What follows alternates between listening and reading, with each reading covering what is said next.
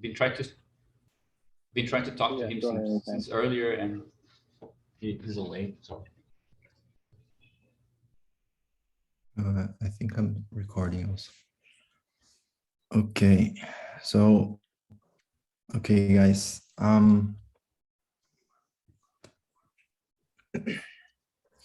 Yeah. So what I will try to present is some ideas that came together after the last presentations from Gabriel and Dennis on mediation and those last diagrams that we'll revisit today. And but it all turns around on one hand on some ideas that came, like, that I was trying to incorporate, thinking of ways to how to incorporate in our framework, which is the reason I'll start with a case study, which will try to sort of like ground the concepts on a concrete experience, which will be the movement of the school occupations that happened in Brazil in 2015 and 16. But I'll focus in the movement in São Paulo, which is the one I was participated and know a bit better. And I'll use that to motivate the concepts. But on the other hand, I'll try to present this sort of framework that I've been already talking with Gabriel and we had some ideas on it. And this formal framework will serve to also model these preconcepts, which I'll try to locate in this case study. So it will basically have 5 parts. This first part, which I'm not sure how long will take, which is the case study itself.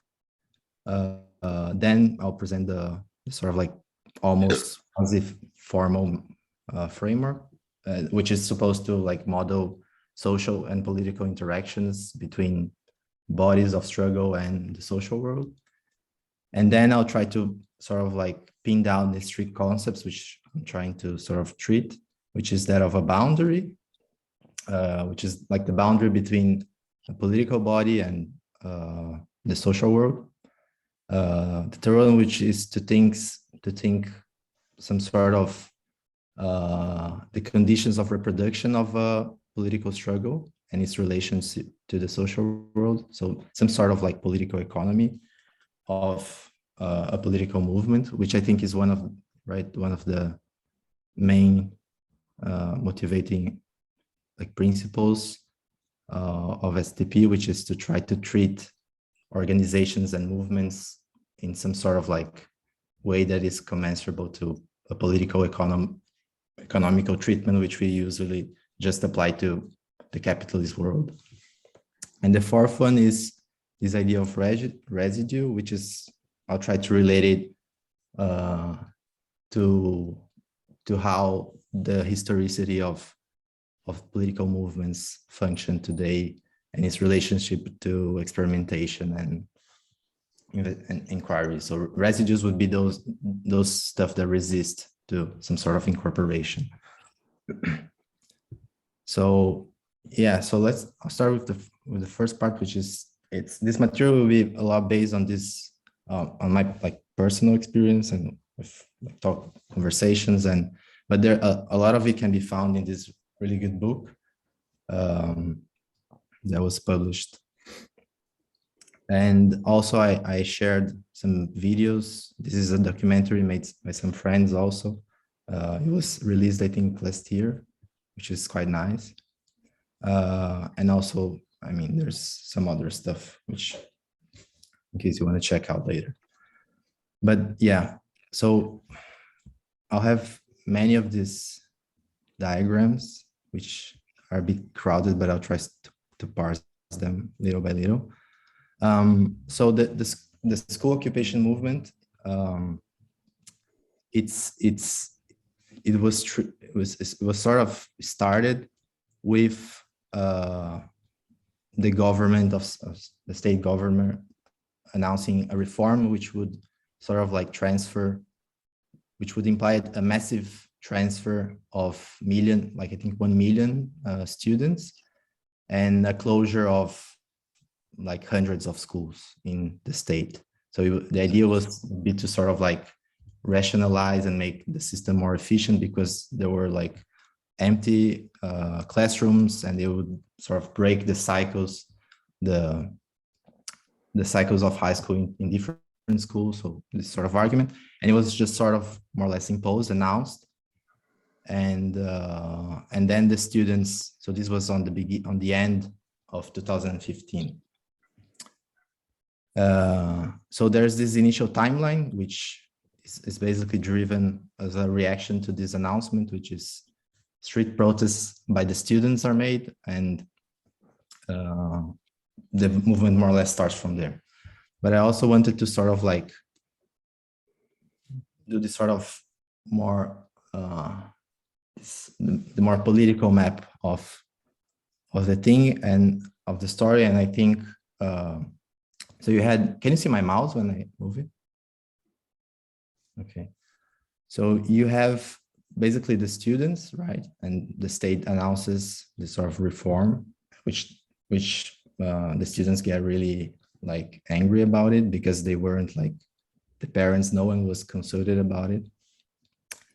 And then it constitutes this sort of like space for the first weeks in which they called for some street actions that more or less, that actually were quite a lot of them. And then you have, to understand the sort of like the whole story, you have the entities that participated around. So you have the more classic, the more like historical student unions, which in São Paulo were like Unis and UBIs. You have the teachers union. You have like groups of autonomous students, for example, this GAS, and then like an important like autonomist collective, which played like also a relevant role, which is Mal Educado, which I think is interesting to sort of like trace back from where it starts, which is this,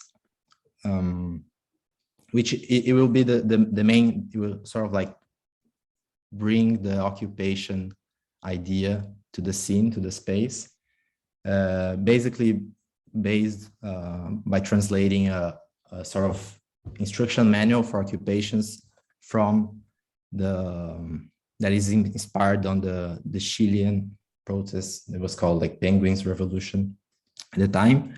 Then Argentinians also had like a movement of occupations and made this manual, which Mal Educado, which is translates as something like, I don't know, like ill raised, I don't know how, like badly educated, literally. And so they translated that, and that manual sort of like circulated inside the movement and got started the proper wave of occupations. That's sort of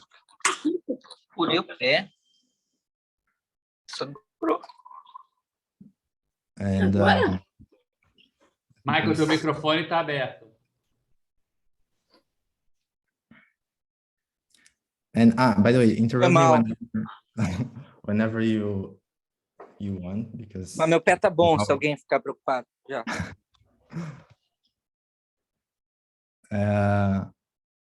Yeah, so you have basically this movement of ascension of street protests. So you have like 160 protests during the weeks, but after some weeks they decay, and this sort of like the government doesn't move, and it is at this point that the word of occupying school appears as sort of like a tactic to sort of like make the movement advance. So the history behind that tracks the sort of tactic of occupation. So it starts from Chile, and it sort of like filters throughout these other organizations. You have the anti-globalist movement back in 2001, which informed like this first experience of, which was called a poligremia, which is like a coalition of student guilds or like councils, which are like local, like, you know, like sort of like a union, but normally unions in Brazil are more reserved to this more like bigger, more official, and normally like with ties to the state. So these gremios are more like the local organ of the students. And this polygremia was based on the idea of trying to connect and help to like create these gremios, these councils in the schools, to sort of create some sort of like this organized network of councils which are autonomous and not really representative, but more thought in terms of horizontal participation and open participation. So which was sort of like principles which were like dear to the anti-globalization movement. And then 10 years later, there is a sort of like a new attempt to sort of with this collective, which brought together some private schools and public schools. So like my high school was part of it. And based on, they had this experience where they tried to organize these councils, which was like, they participated on they were like able to do some stuff, but at the end they dissolved because they didn't found like any meaning. So after, the problem is with many, like the problem with organizing in high school is that after 3 years, you're not anymore like a student. So you have this problem of like recycling, right? Of the members of it. So it's really hard to create this sort of experience and any sort of continuity. So this sort of experience with the difficulty in sort of like establishing an organization of high schools, at one hand, led to the dissolution of this polygremia, and on the other hand, informed the experience of the creation of Maeducado, which it started as a sort of journal, which tried to sort of like report and sort of keep track of these experiences, which otherwise would get lost, and also try to, again, organize students. And they were also like, they were very connected to the Movimento Passe Livre. But at some point, they most of them got caught up by the struggles in the transport, on the fare rises, and the collective basically also sort of like voided itself. So by 2015, it had basically no militants. But back in 2013, which is interesting, they translated back in 2013 this manual, and they said like, okay, let's translate it. It probably will be useful sometime in the future. Like, if something happens, if there is some sort of struggle, it will probably be useful. And as it turned out to be, like in 2015, there was this announcement, and the street protests were happening. And at that point, they started to sort of like circulate these pamphlets. Just a second. Yeah. So, as I said, the movement was sort of like, it hadn't found like a place to go. Like, it was basically, the state was just ignoring it. And at that point, the sort of occupation words was trying to be thrown around. And it's interesting because other like movements also try to mention that. So MTST, which is a sort of like big movement for housing, also, which do occupations, also talked about that, but who really managed to sort of like make it circulate, in part because it was connected to the sort of like, many students became part of Maeducado. So it had this sort of more, it was made out of the same stuff. It was more organically part of the movement. So yeah, and then to explain another relevant, so the way I'm color coding this, in general will be painting stuff in red for the sort of elements of a movement which are inside the movement. They are like clearly a part of the movement. And in blue, the elements which are in a sort of boundary, which are not clearly inside and not clearly outside. They are sort of like in this margin of the movements, which interacts with it without clearly being a part of it. So in the case of My Educado, you have both students and militants. The student unions, they were not, by many in São Paulo, were not seen as really part of the movement. They were already like, they felt a bit alien to them. And that's in sort of like, motivated some conflicts in the protest, for example, between the sort of more like autonomist side and the most, organized, these entities. So here you have like you have like many students complaining. So you have this first moment of tension, which sort of like separates these two sort of tendencies inside the movement. But most of the students were actually, at least in São Paulo, in the more central zone, skeptical of this like even older people that arrive in the car with like in this like car to speak. Yeah. In any case, so this is the manual that circulated. So it's a really interesting, I think, material. But it basically tries to, in this pamphlet, tries to connect the current experience that the students were having to the original Chilean revolt. So it starts by saying that the fight of the students hasn't begun today, and it's far from ending. In 2006 and 2011, Chile lived its own like revolt of the penguins, which they become known.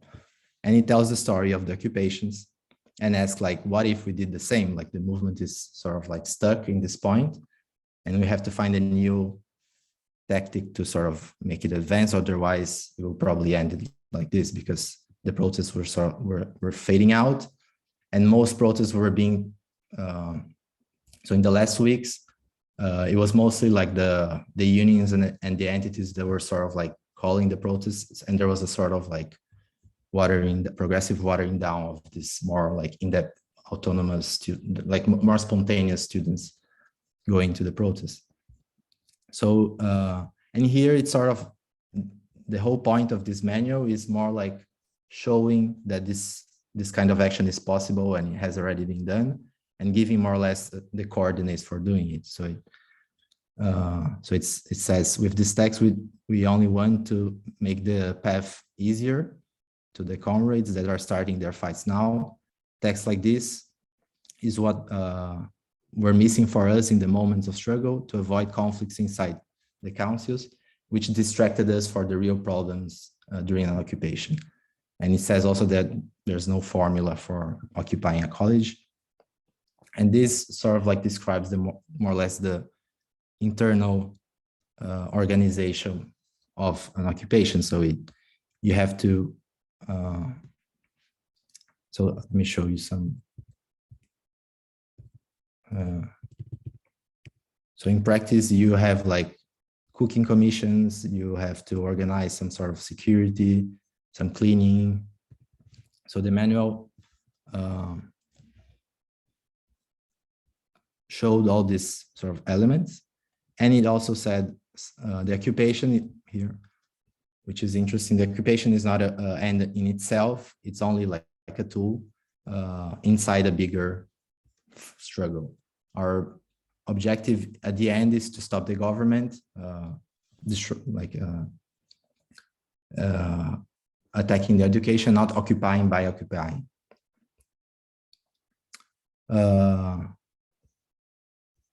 Okay, so you have this basic sort of proposal, and in these weeks, My Educado organizes, and which at this point is more like, it's not like a closed collective, is more of this open space in which many people sort of coalesced around these ideas, which can be summarized in this more or less like in the pamphlet that's in the book.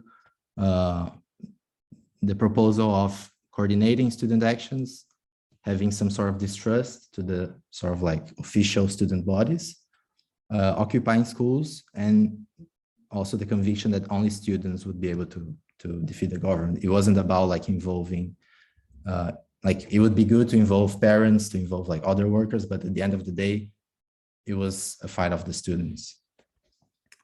So, so this is more or less the space at this point. It looks disorganized because I think it more or less was.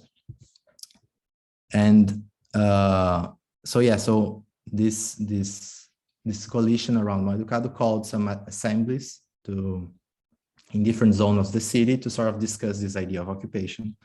And they actually managed to plan out some occupations for the next day. And the first one was, not the first one actually. So they planned this occupation, which would become the most well-known, which is Fernando Dias.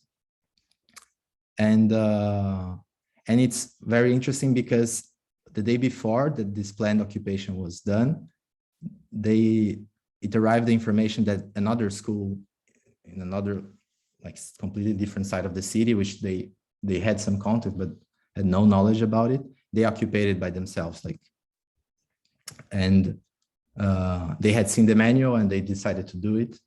So I think it's interesting because it's this point of sort of like it becomes, there's no distinction between a spontaneous and a sort of like organized planned action. They are both like, they occur in the same way and have the same effects, right? So I think this is it. And it was also the same, in the same days, there's this really cool like video clip was released, which became the sort of anthem of the movement, which is a parody on the Brazilian funk. But I think the nice thing that's sort of like, that's interesting, it's based on these lyrics in which you have like a list of, it says Fernão is a school, the struggling, and so it sort of lists, and the idea is a sort of like open song in which as schools were occupied, the students started to sing the song with their own school name on it. So it's a song that got progressively like longer, and it changed from where you're singing it, right? And this is some charts that I did with, I think, I'm not sure if with a friend at the time. And it's interesting because the whole process was called reorganization, right? So there's this whole role of thinking what counts as something organized, because so one thing that was said is like, how does the government want a reorganization when not even what there is organized? So there's this sort of like gap between what counts as organized from the point of view of the government. They were like just reorganizing. From the point of view of the students, they were disorganizing more the state of the schools, and occupying became a way of sort of like properly organizing the school space. So this says against reorganization, occupy your school, and schools occupies against dismantling. And the chairs indeed became the sort of symbol together with the student, but it became like a big symbol of the occupations. Because it was sort of like, you know, signify a symbol that sort of like was reorganized and taken by the students to impose like a new order in the schools, right?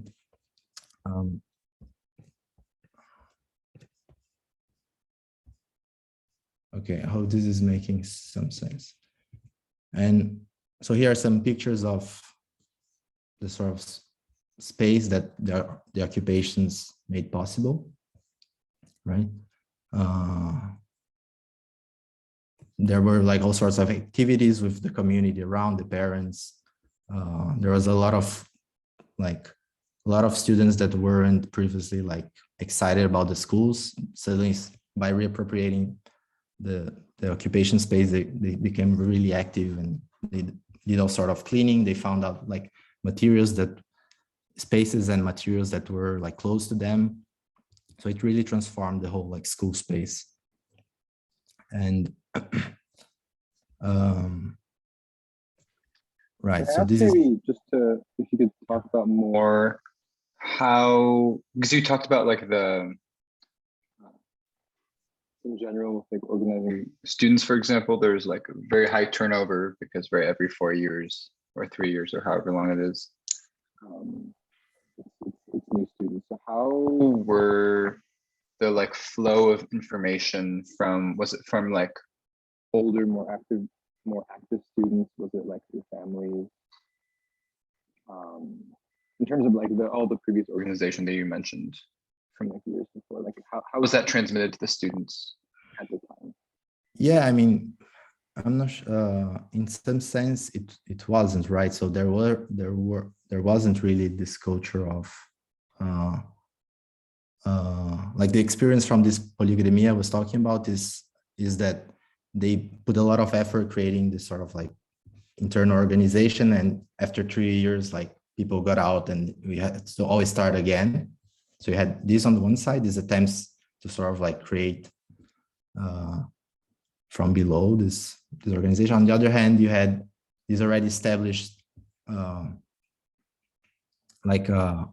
official unions of students, which they also like, they have this complicated sort of relation because they manage the student cards, so they get a lot of money from the state just by automatically managing the sort of like, so they have this really bureaucratic functioning, which not necessarily means that they have connections with the life of the schools.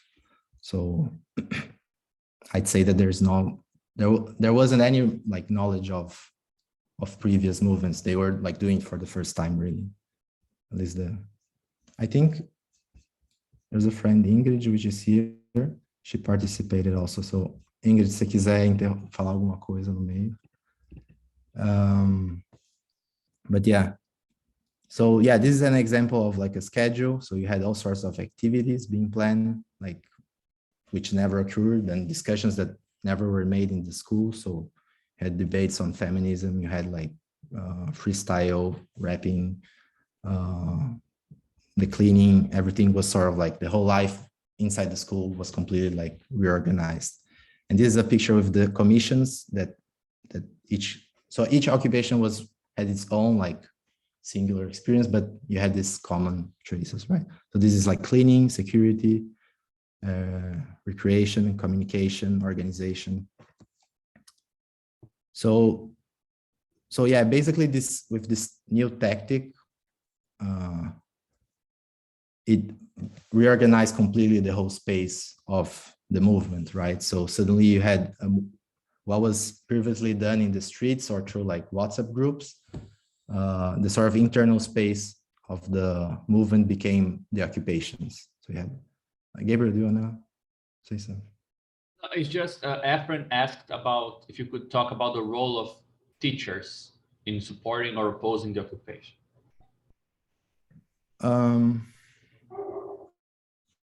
Can I? Yeah, great. Yeah, it would be great if you jumped in. Good night, everybody. I am Ingrid. I was in this whole thing. I am this girl. And just answering, I think the last two questions are connected, because in the beginning of 2015, teachers organized a struggle, the biggest strike in the state history, and a lot of students and people who already was farmed. I don't know how to say it. They participated of this process. So in January, these people who was around this struggle participated in the end of the year of the schools, of the occupations. So actually teachers, professor are, each case is a case, because sometimes they work like people who helped with everything in the school, but they didn't decide anything, you know. They just help with practical things like organizing some activity or offering a public class about something that the students want to learn. But in general, actually, teachers, mainly teachers of math, physics, chemistry, they don't support in any sense the occupations. So there is also a music song of the same MC Yeah, that is a show. Yeah, that I was forgot to say about that. this. Yeah, they made a song about the relation between professors and students, where we are asking for help. Like, we helped you teachers during your fight, so now it's time to you help us in this fight, you know. But Yeah, and I don't know. I think one I don't point know is, if I am clear, but I think yeah, this way. it's great that you jumped in. And I think it turns out that it's actually an important thing, this role of parents and professors. So like in the manual, they like highlighted that it was important to not allow people who were not authorized by the assemblies to get in the occupation. So I think one of the critical roles of constituting this sort of like occupation space that was completely like internal to the students was being able to regulate who came in and who didn't, right? So you had this outside the school is where all these sort of like boundary elements of the struggle sort of like agglomerated around, right? So at the walls of the schools is where you would find the police, the parents, the media, the militants from like both from all sorts of organizations. So, but it was really important to sort of like, because one of the accusations that they faced a lot was it was a sort of like movement done by for example, the teachers union, right? They initially the Fernão was sieged by the police. They had like this 3-day siege around this main school, the central school, which they didn't allow any student to get in or out, and like they cut the electricity, the arrival of water, and they accused, like they were trying to make this argument that it was politically motivated. It was like they were being controlled by teachers, they were being controlled by like leftist organizations. So a lot of the sort of like the sort of effectiveness of their occupation was showing it was a space controlled by the students, which were the ones who sort of like that space belonged, right? And then teachers and parents and everyone stayed in the outer, like on the sort of like outer side of the school, and supported a lot. They played a crucial role, I think, because they not only like like gave donations and protected the sort of like the presence of police and from a lot of like bureaucrats from the state that came in to try to sort of like break into the occupations, but they actually like constituted a network of information and of like, if you think about it, like you had hundreds. So in in the first week, you had like the first dozen of occupations. And by the end of 3 weeks, you had 200 occupations. And each occupation, sort of like this whole network of parents, of families that sort of like made information spread a lot in that. So they had this, I think it played like a really important role. Like, and also, for example, the MTST, it defended to occupy also schools. But if you had like non-students occupying, I think it would be like, it would like play really bad to the movement image, right? Because suddenly they're not students, so they have like a secret agenda. So the ability to sort of maintain this space which only students controlled was, I think, really critical to the movement. And then again, the parents and all this network that stayed around was also very important to sort of like make it spread to society and this sort of stuff. But yeah, on this second phase of in which the proper occupation started, it's funny to sort of also like follow the reactions from the government. Like, so you have this declaration from the 13th of November of Alckmin, and he says, like, people are asking, so what do you think of the occupations? And at that point, I think there were like probably like half a dozen or a dozen. He says, I'm sure those people will leave. There's no reason to, although we all have the judicial order, but the weekend is coming and no one is made of steel, right? So he was like pretty confident that they would get tired at some point.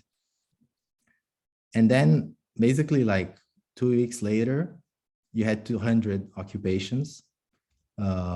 And there's this audio that got leaked from one of his staff saying like, we're in the middle of a war and we have to prepare ourselves to continue to face it. Eventually we will lose the metals. So it like completely changed the whole sort of like climate of the sort of like relations of force between the state and the schools with these occupations. Yeah, and I think, let me see if I skipped something. Right, so you have the second stage, which was sort of inaugurated by the occupations, which again, it was this sort of like word that was trying to circulate by some militants with inside like a political tradition. But at the end of the day, it was about it. It was a sort of like wager on whether it would be used by the students, and it did, right? So there was this contagion of this sort of like initial gesture of occupying. The first one was like planned, but it sort of like spread out really fast. And in this period, at some point you had the need to sort of like coordinate between the schools. If you imagine, like at the beginning, you could like, and they use a lot of like WhatsApp groups, but it also appeared the need to sort of like both coordinate the actions among the students, but also create instances that could sort of like speak in some sense for the movement, right? So there were basically two of those spaces that arise in part from that sort of like tension that I mentioned in the beginning, which was the commando, which is the coordination of the occupied schools, which were the mostly like central schools in São Paulo, more or less like 50 schools, I think, were part of the commando, which is this more like autonomous organ of the students, horizontal, like in which like every school could send two delegates, and they would sort of like come together and speak jointly and give like positions and updates for the media and for the state. And there was this other like space, which I hadn't heard before, but which was the Assembly of Students, which was created by the UMIs and UBIs. And it was also like counted up to like 50 occupations apparently, but they were mostly concentrated in the more peripheral, like, and in also interior cities, because it was a state movement, right? So in the more interior cities, you had a much bigger and probably organic presence of these entities that I mentioned, which constitute this sort of like second instance of sort of like power of the movement. So you had this sort of like double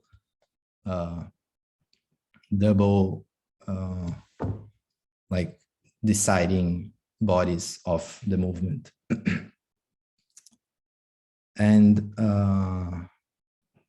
yeah, so you have also the first action of this commando was this really, I think, smart thing to do, which was organize a boycott to one of the exams that the state holds every year to sort of like rank the schools and promote and give bonuses to the schools. So it was really important to the sort of like the directors of the schools, and they organized this boycott. And this boycott not only was successful, like there was a bigger absence, but it also like increased, it was sort of also a tactic to increase occupations as the world went around.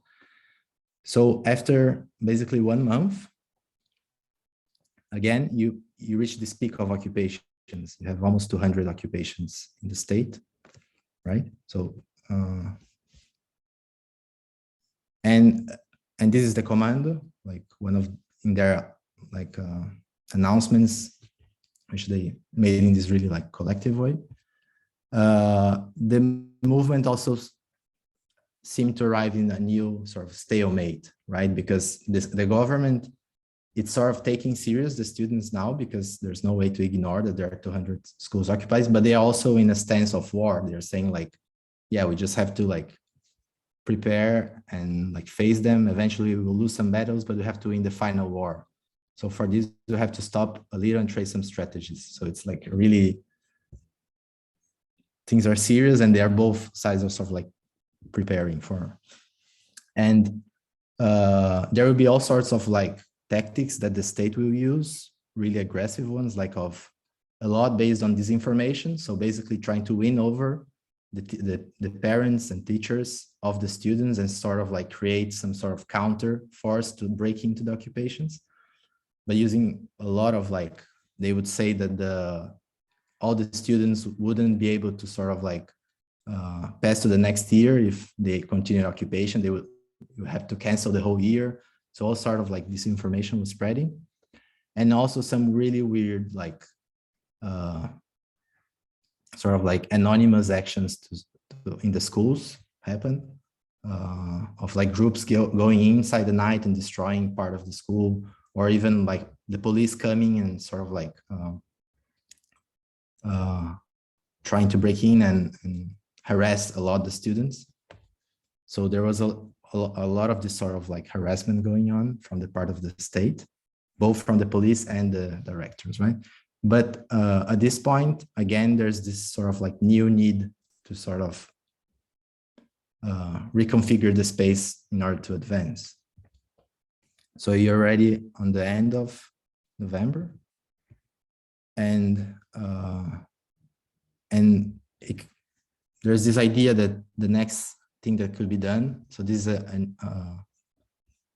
a new manual that a friend made in my home at the time. It was really like fun to do it, and it was basically a new manual with a new idea, right? And trying to show this idea, which would be to blockade the streets again, but in this time to sort of like interrupt the traffic properly from the occupation. So it was different because it's interesting because they're recuperating the same tactic in a sense, but now they have this sort of like decentralized bodies spread throughout the whole city, which could do like simultaneous blockades in the whole city. So it's not like they were basically doing weekly unified centralized process. Now the idea would be to do like decentralized groups of students going out in the street.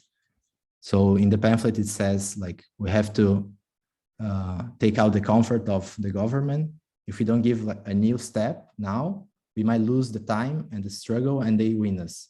So we have already 200 occupations, but we can do hundreds of like protests and block streets by the city. So it's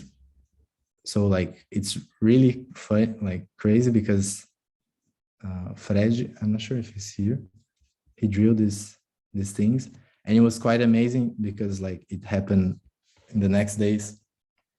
You had like some schools, like a first group of schools doing from Fernão, and it spreaded like wildfire, and it has this, again, this idea of the chair, right? Taking the sort of motto of this phase was, now that the classes are on the street. So there was also this evaluation that not only like they had like the stalemate with the state, but also the movement, by having this really rich interior space in which, like, I mean, there were like, you have high school students like in a school 24/7 just for them. So all sorts of like stuff happens, right? Parties, and it's a lot of fun. And there are also a lot of problems, but you get a sort of like caught up in this sort of internal life of the occupation. So the idea of the commando and the streets was also to sort of like break this sort of like self, I don't know how to say, ensimesmamento of the movement. So they literally went to the streets with the chairs again, now not blocking the schools, but blocking the streets. So you have this is another poster. And yeah, so you have like this new reconfiguration, which I say is like this third and final phase for São Paulo, for this particular, in which they you have these really emblematic images from the movement. This is probably the most famous picture of the movement, which is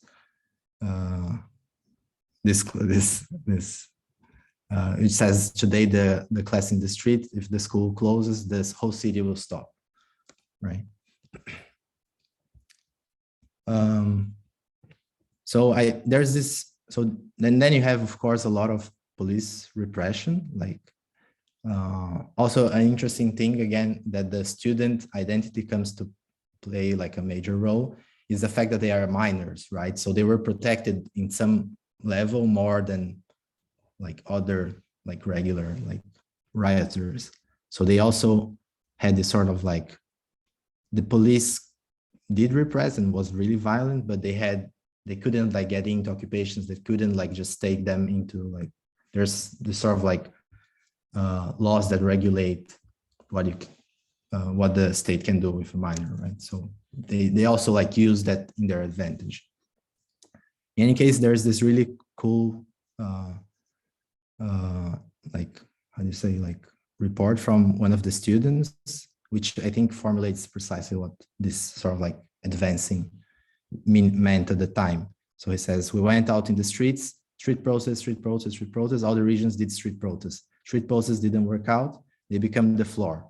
Then we have to radicalize the fight. What do? Let's go and occupy. And then you have this movement again, 200 schools occupied. Then occupying the schools, you know, it becomes the floor. What do you do besides occupy? And then you start to wonder, like, are you going to get the tires and set them on fire?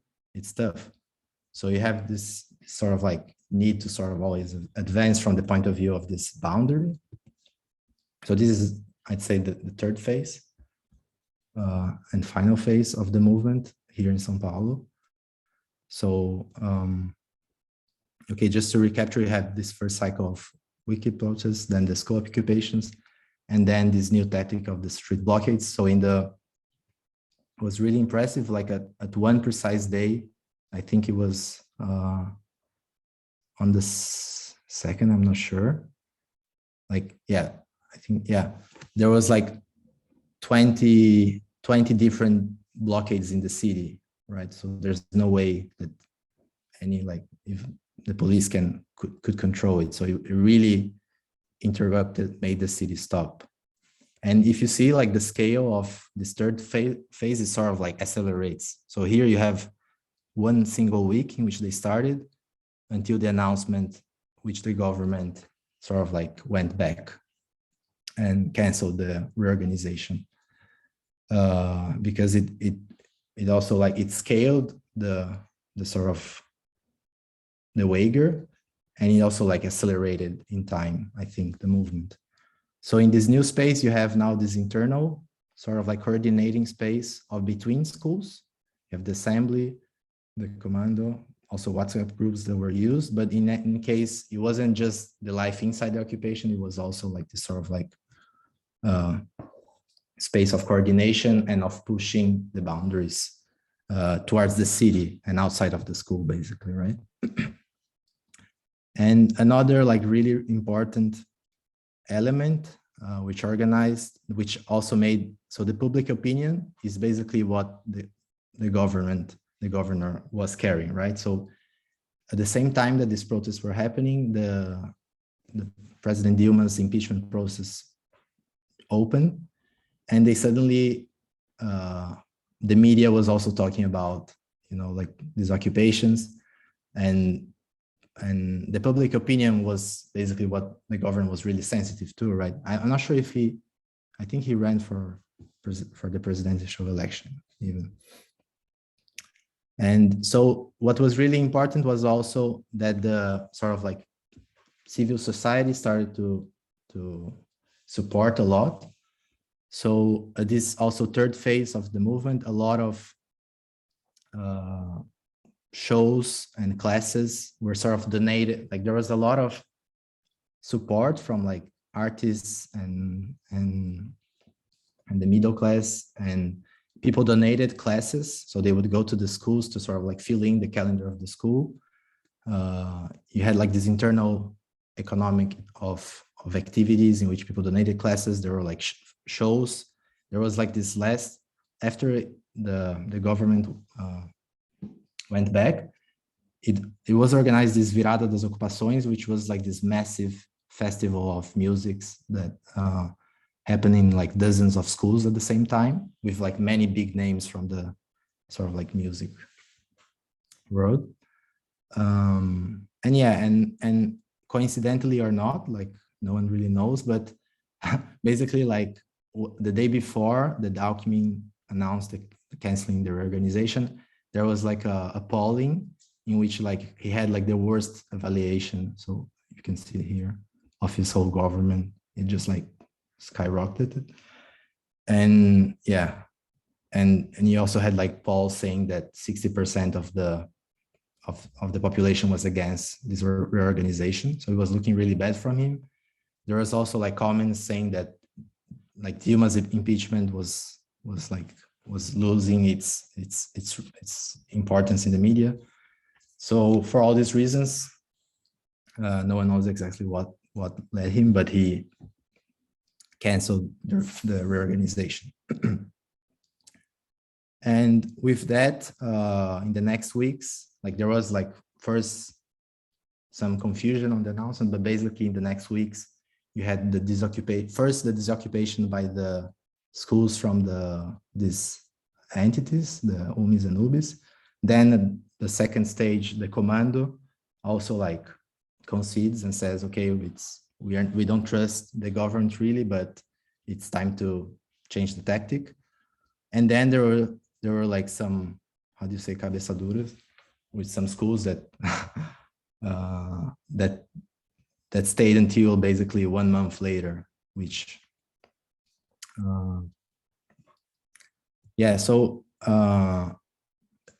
so at the moment that the movement ended, strictly here in São Paulo, in other states, like I think in Goiânia, there was already like the first occupation going on, right? I'm not sure, in the beginning of January. December. In December, right? Okay.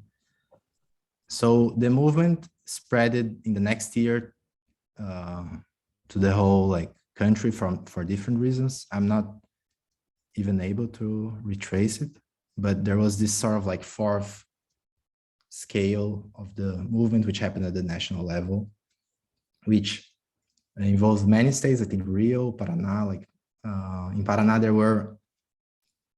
they had up to like 1,000 schools occupied, and they were occupying against the high school reform, I think.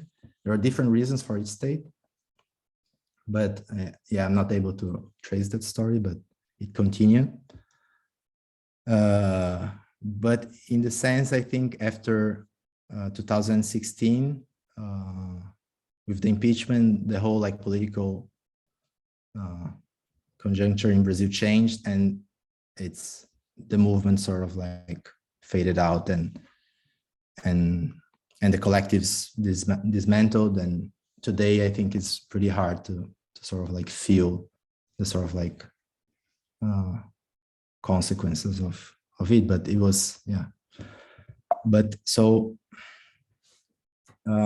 yeah, so I'm at the end of this first part, and I just wanted to systemize like some things that will be relevant for the rest of the presentation, which is to sort of like see how at the level of the sort of like space, political, like topological space of the movement, you have this progressive reconfigurations of the actors and the sort of what counts as the inside, and what's the sort of like boundary which is in contact with the sort of like the world in general, of the state, of the school, of society in general, right? So for example, the school, which begins as a sort of end, a means to sort of like advance, it constitutes this new interior, which is the sort of like this new sort of totality in which students sort of transform their lives. But in this third phase, it becomes just a part of this bigger space, right? And there is also always this sort of tension, like I've heard from different people, like the role of this internal space of the occupations. Like some people say that was the best part, right, of the movement, and the other people, other militants says that, I mean, it was also like some kind of hell. Like no one wants to live forever in an occupation because it's like so much stuff to manage, and like there are many conflicts and all sorts of like, it's something that only gets meaning when connected to some like with the expansion of this boundary of the movement, which with a struggle and a sort of strategic goal, right? So you have this sort of point in which the occupation is an end or a means, which I think is interesting. And this progressive scaling of the movement, which sort of reconfigures the sort of what counts as the political body of it. And if I could say something. Yeah. I think here a really good kind of like notion of boundary to maybe keep in mind, and I think you're kind of already doing this implicitly if you haven't already said it, is sort of as like the intersection of the closure of something and the closure of the complement of something. So closure here is like, it's the thing and its limits point, right? And its limit points. So you can think of it as like, we're saying the militants for like the school occupation movement are basically everyone that we can say like supports it, right? It's like the predicate supports the occupation, something. Mm-hmm. And then that predicate has a boundary, maybe like this kind of more undecided things, which are what's common to its closure and the complement, which in this case is people or whether forces in the world that are against the occupation, right? Mm-hmm. Right, it's like it's the negation of it. So it's everything outside of it. That's so exactly. The boundary, it's the intersection between the clear of the two, if that makes sense. And it can kind of over time morph. I don't know if that was clear. That's more or less where that's exactly what I try to. So yeah, one is like intuitive way to see, I think, is the interior of the movement is like points of the space in which when you look around like a neighborhood of when you look at like whatever is your neighborhood, you're still inside the set, right? While in a boundary element, when you look around to a neighborhood of where you are, you see both like parts of the inside of the movement, but also of the outside of the movement, which is the normal world, right? Which is, I think, an alternative definition of a boundary point. It's a point where in any neighborhood of a point, you can find both a point that's inside and a point that's outside, I think. We could say that like in a political struggle example like this, it's maybe like the space that's up for grabs, right?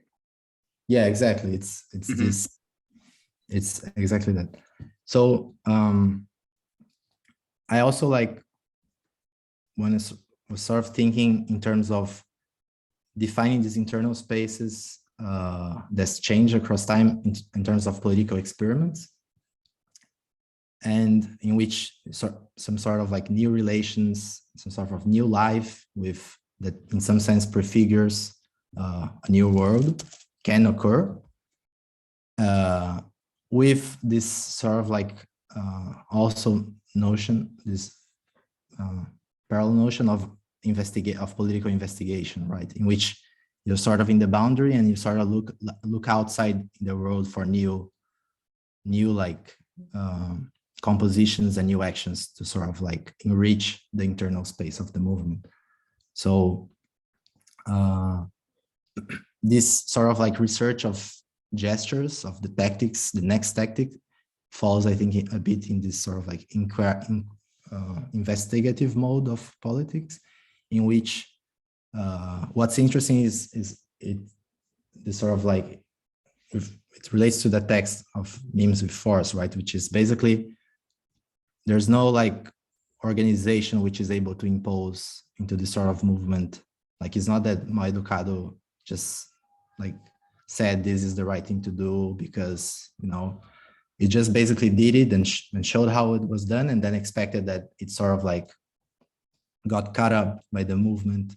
And if it made sense, it's because people would use it, right? So this idea of contagious reiteration of the actions, which I think is interesting because it initially is used as a tactic, but it also constitutes a new space, right? So the occupation is, from the point of view of a tactic, the way to advance strategically, but it also like makes new places, a new place inside the movement, which wasn't there before. And the same thing with the introduction of the street blockades and the need to coordinate between schools, right? So you have a new internal space of the movement, which is created.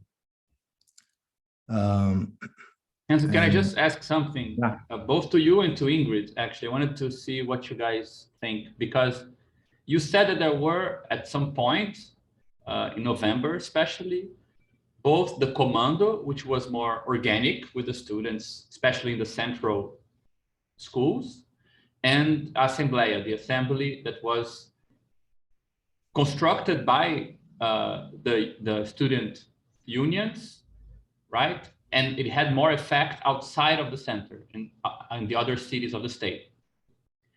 It might be a good, I'm not sure if you guys think there is a connection, but usually the further we are from the city, from the central city, the harder it is to connect schools because they are far away from each other. There isn't kind of infrastructure, you know, for people to meet and so on. So would you say that their relevance there is connected with the fact that having a bit more bureaucratic power, being a bit more institutionalized, makes it easier to connect things that are not organically connected, while inside the city, it was easier for groups to connect, schools to connect, students to connect without that kind of more bureaucratic mediation? Not sure if it was clear.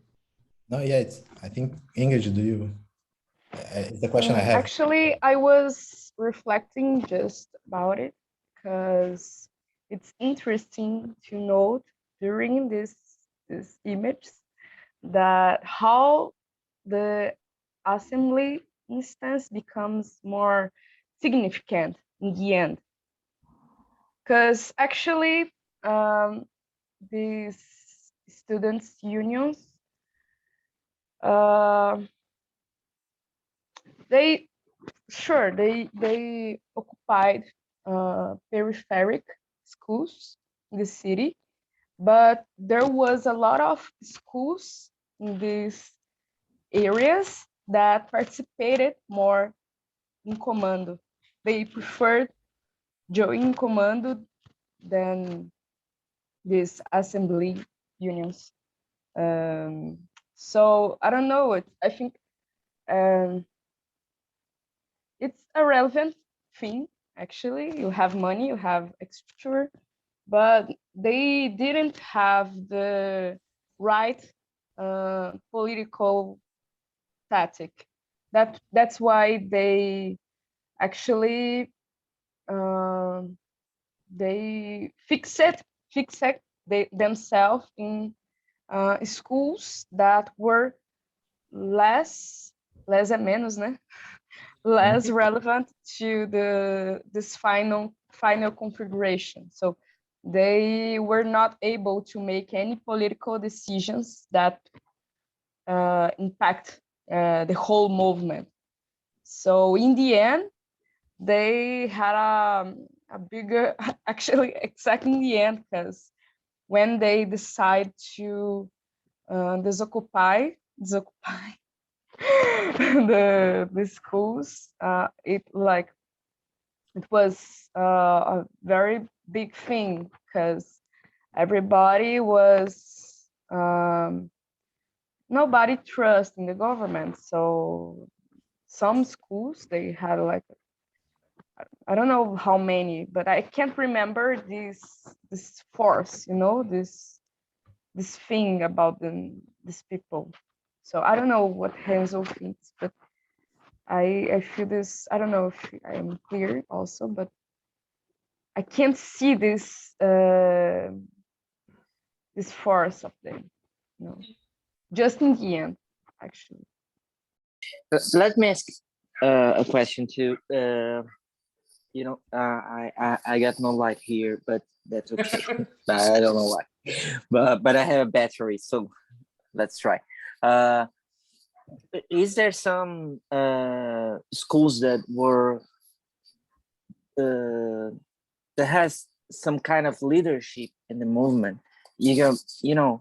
Some schools were more important in this movement, and how does it work if it happened? Which one? Because I'm thinking about Rio de Janeiro, and I remember Pedro II, that is a really significant school there, played an important role, but there was this kind of disconnection because it's a really special position that Pedro II occupies. So I'm thinking about it. At the beginning of the movement, is there some special position for some schools? And after that, when the movement grows, how does it work? This special position remains, or it loses, this special position? I don't. Yeah. No, I mean, I'd say that definitely there was this, like the Fernão school was the main, it was this most symbolic school in which like most of the media was around, I think for several reasons. So it's this school. It's like in Pinheiros, so it's in a rich central like neighborhood in São Paulo, but it's also, I mean, it's a public school, but it also has some like tradition, I think, with some like, for example, Laerte studied there, like you have this sort of like ties to like middle classes which study theirs and like yeah. Pedro II is like the same in Rio. Yeah, there was more students engaged also participating in the movement, the protests since the beginning. So there also were more people in this school thinking about these boundaries and the whole. I think what I'm trying to ask is how we can think with the different movements, the different times of the movement, the different steps. I mean, because you have this, and you have, I think, and just me thinking, you get this special places, and then it spreads from there, and after that you kind of loses control. But I think this losing of control is a good thing, but sometimes it's hard to manage that. And I'm curious, but I was really excited about this movement all the time when it started, and I got this. It's hard to explain, but I had this sensation, this feeling about the movements in Brazil. We start so radical. we people support that at the start. I'm thinking about 2013, and did you remember that inquiry that Tena made? Datena was this popular TV guy from Brazil, from a very violent TV show, and when we had this protest in 2013 at the start, he made this inquiry, and I said, "Do you support that?" But he was doing that because he thought at the time that the people would say, "No, I don't support. They are crazy." But no, people supported it, like 87%. But when the time was passing, the support was getting low and low. So I think at the student movement, there was something really similar, and it barriers just really bothers me, you know. And I think there is something to think about that. I don't know why, but just I was thinking about that now when you were talking.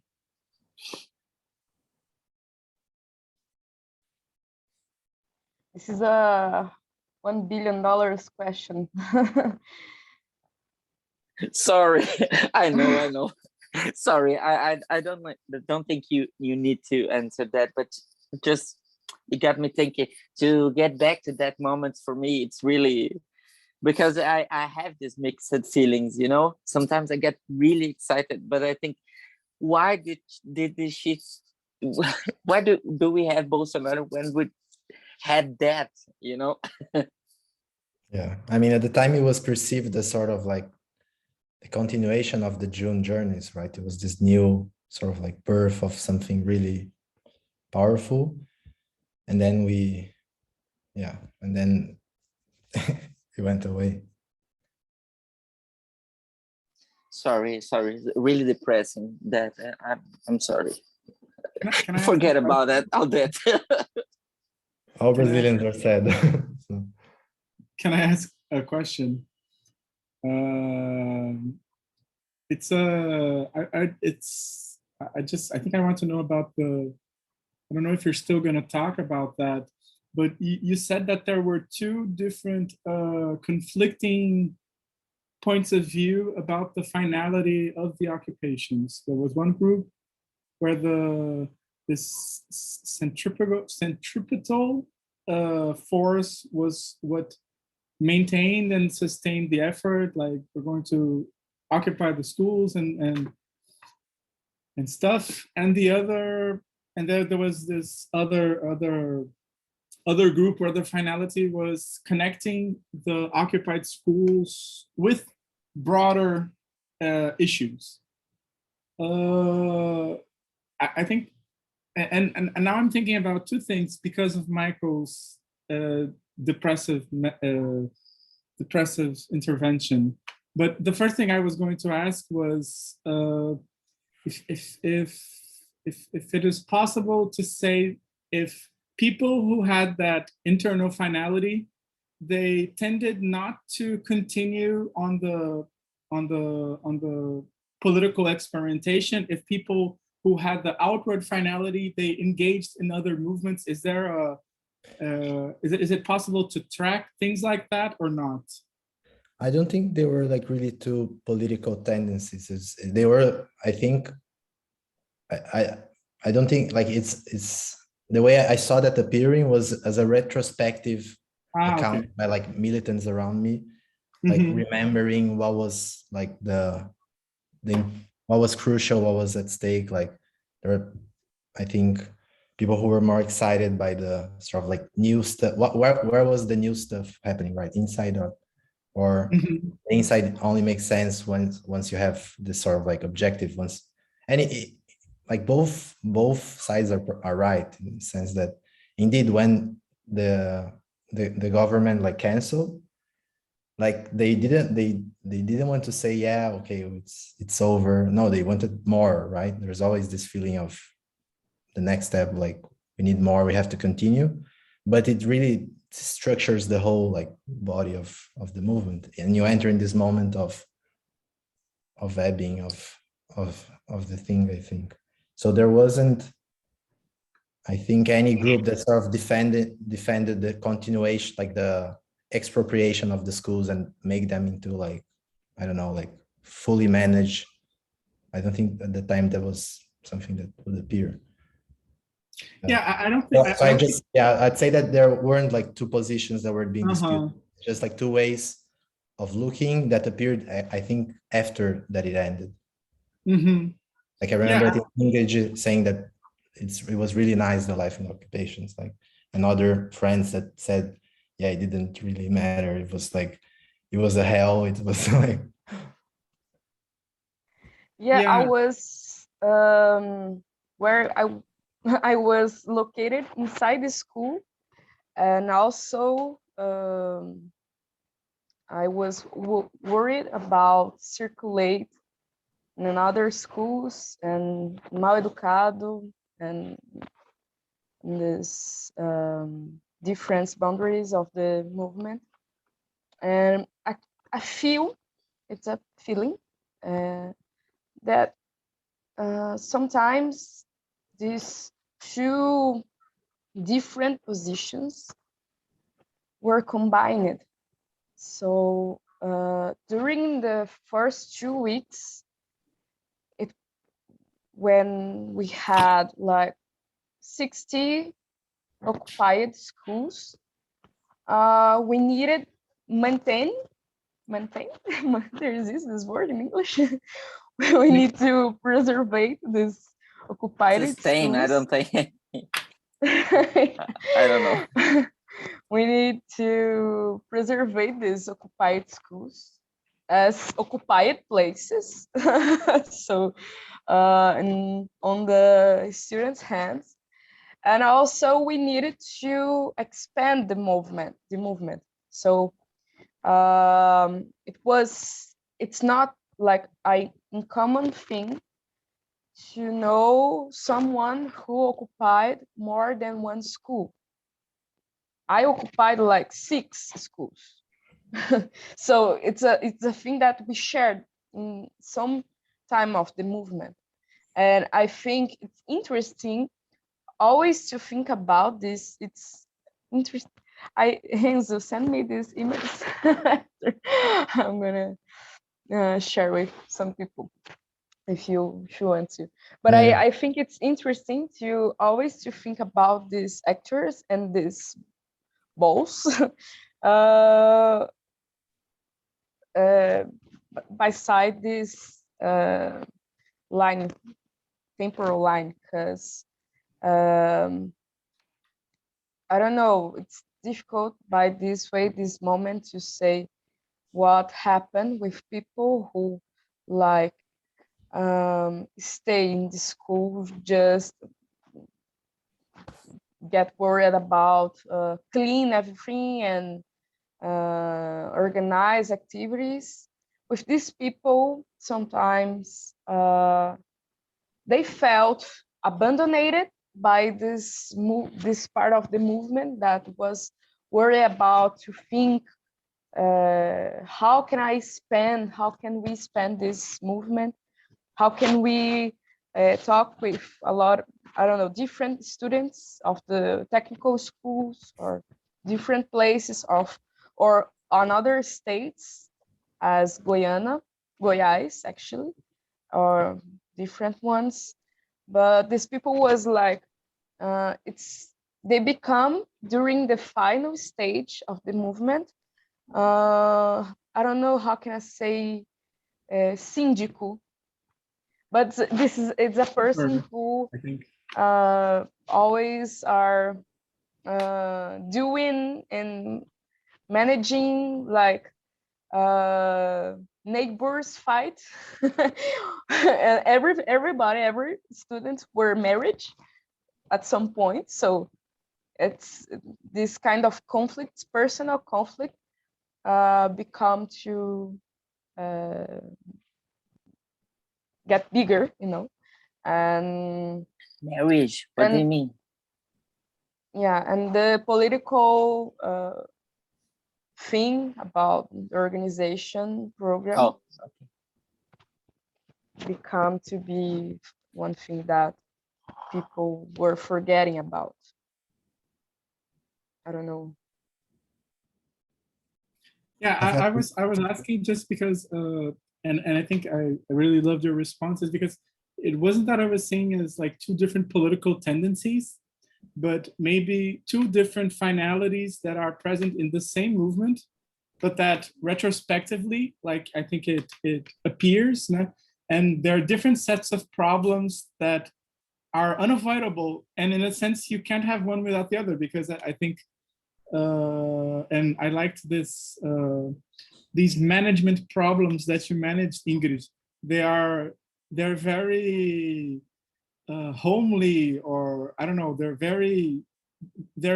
they seem to be of a different nature, if I understood correctly, that maybe seems to be not political or something like that. And I'll stop talking, but it reminded me of the difference between the modes, because there's a different type of relationship that could be understood as the question of the pooling or the gift giving. I don't know, maybe those kinds of logics, but it's just like quarter of your presentation.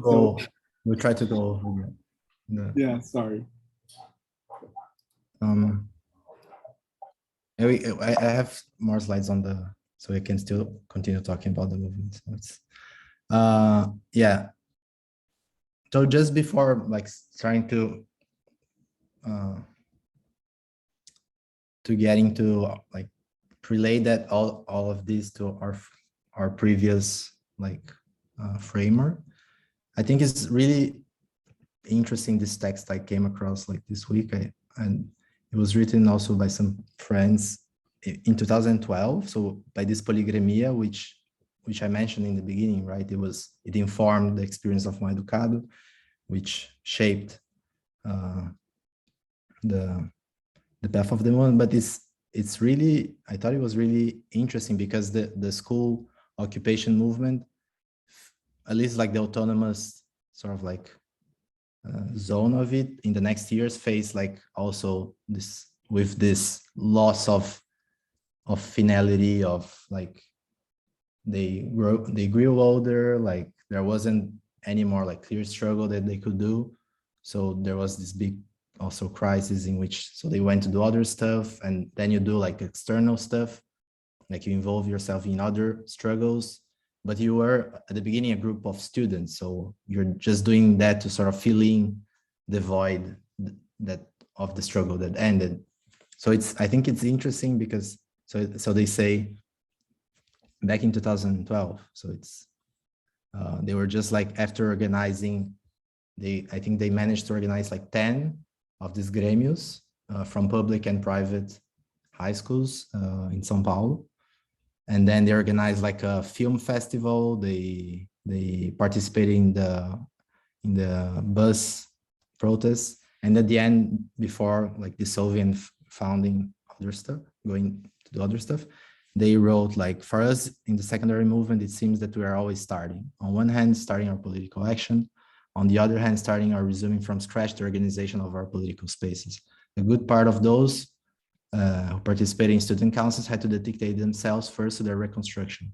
The rhythm imposed by the 3-year high school cycle is hostile to the formation of lasting student organizations, which it's interesting because it's the sort of like impasse that we're facing like in general. So I think this wasn't specific to the students, right? It was part of something, a larger like tendency in a sense. But I think it's interesting because like this relationship that they write about the inside of their space, right? As a collective, they say that the breaking the cycle, it requires keeping alive their previous and context. So there's this need to historicize themselves, right? So Mal Educado emerged as this journal to sort of like collect these memories that otherwise were like going away. And they also like talk about this attempt is really nice. I think their name, because it resounds with stuff that we've been talking about, like of polycentricity. I think it's called polygremia. So it's this attempt in their formulation of seeking a point of convergence, some sense common to the experiences of all these organizations from every school. And when they try to do that, they found themselves sort of like ending up with they grew older and it empties. So later it says like its bonds with the guilds gradually loosens, it empties itself into a polygremia without guilds. It ceases to assume finally the organization of students inside the schools and become at most a group of friends, a political formation group, or worse, an inviting environment for partisan youth, but not a collective of school guides. So I think it's interesting because also the fate of many of these autonomous groups, this voiding out, is that they become an informal group of militants which study together, right? So there's this sort of fate of this this sort of like second life of those groups that is, you either are just friends, or if you like continuing like militating, you can just study. Or so I think it's interesting how this problem of the perception that these militants had about the internal space of the movement and of their collective was of this hollowing out, right? Which I think tells about this perspective of trying to find this boundary position of trying to connect and sort of like advance and being connection reference to some sort of like concrete struggle, right? And it also says it's easy to miss how absurd it is to look outside the experience of the guilds for a meaning for their unity. In this way, the polygremia gets lost in an absence of identity, which returns cyclically in moments of and demobilization. So I think it mixes a lot of those anguishes, right? Of losing the reference that they had of trying to do something that sort of like is on a scale above of the local activities of, in this case, were the councils, but it was the same problem for the occupations, right? So yeah, I just thought it was a cool text because it's like 10 years ago and it's still the same problems but now, yeah, I'm gonna try to sort of relate these elements to what we have discussed for so long, like with our framework. So I mean, to people who haven't come before, I also like try to go through it because so the idea of the framework, which one of the like theses is this idea of organizational Trinitarianism, right? Which is just this idea of trying to view like the social world and political movements from these 3 points of views. And they are some sort of, they are related, the composition, what we call composition, interaction, and intelligibility. So we say composition is basically what a movement is made out, how its parts relates, and what counts as a part. So this defines some sort of space, which in the diagram it's the circles. So it's made out of students, the state, the media, the city, the assemblies, right? So it's the internal composition of it. Then you have a point of view of interaction, which is the ways you can interact with this composition, the sort of like stuff you can do, right? So which politically it's the problem of, in that movement, of tactics, like what actions can produce new effects and sort of like elicit a recomposition of that space. And what does this recomposition? We could, when we try to relate this interactive dimension with the internal composition, is I think this idea of places, which the memes with force treat. And I think also Lazarus talks about places, right? That every move, any like movement create new places in which this sort of like, where new stuff sort of like emerge and define the movement. So we could differentiate this sort of like neutral composition of the movement called like space, and these places which are these more like crucial, essential parts that define the movement. Then you have intelligibility, which is not the parts, but the differences that make a difference within the movement. The way that the movement itself represents itself, and what counts as being relevant. So I think one way to think about it, it's what the movement is able to represent to itself, like the internal grammar and self-representation of the political movement. Like So, the whole thing with you guys call it reorganization, but schools are not organized, right? That's a way of re-describing the space, right? You say it's organized, but for us, it's not. Right? Yeah, exactly. And I think maybe the relationship between how spaces are like understood it's related to the objective phenomenology, right? Which relates the logic of this internal composition to what gets to appear inside the space. So one defining element is what counts, who is a student, who's not a student, right? That's basically the main boundary, the movement. Then you have this difference in point of views, which is precisely that. What counts as something organized and something disorganized. To the state, it will be something. To the logic of the state, occupation is like the worst disorganization that you can see. From the point of view of the students, what appears to them is that finally their school feels meaningfully organized for the first time. And I think the way to relate this self-representation to the sort of tactics gives you some sort of like strategic view of the movement, right? How do you relate the differences that make a difference, which what you can do inside the movement? It creates this sense of orientation to relating what you can do with what the movement wants. So in that case, how occupying was related to this broader horizon of stopping the reorganization.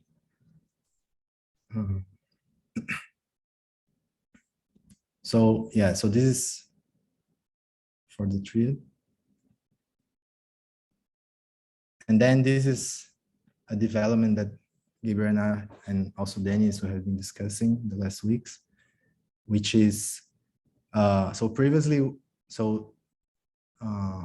we talked, I think, a lot about this relationship of how an individual, right, relates to a world, which is this K, and how by being organized in some way, he gets to sort of like be able to do and see more stuff that he wouldn't normally be able to do in normal like social world. So if the individual is the student, we could say that the student going through an occupation, he gets to see the social world in a different way, which he couldn't see without the occupation. Just like his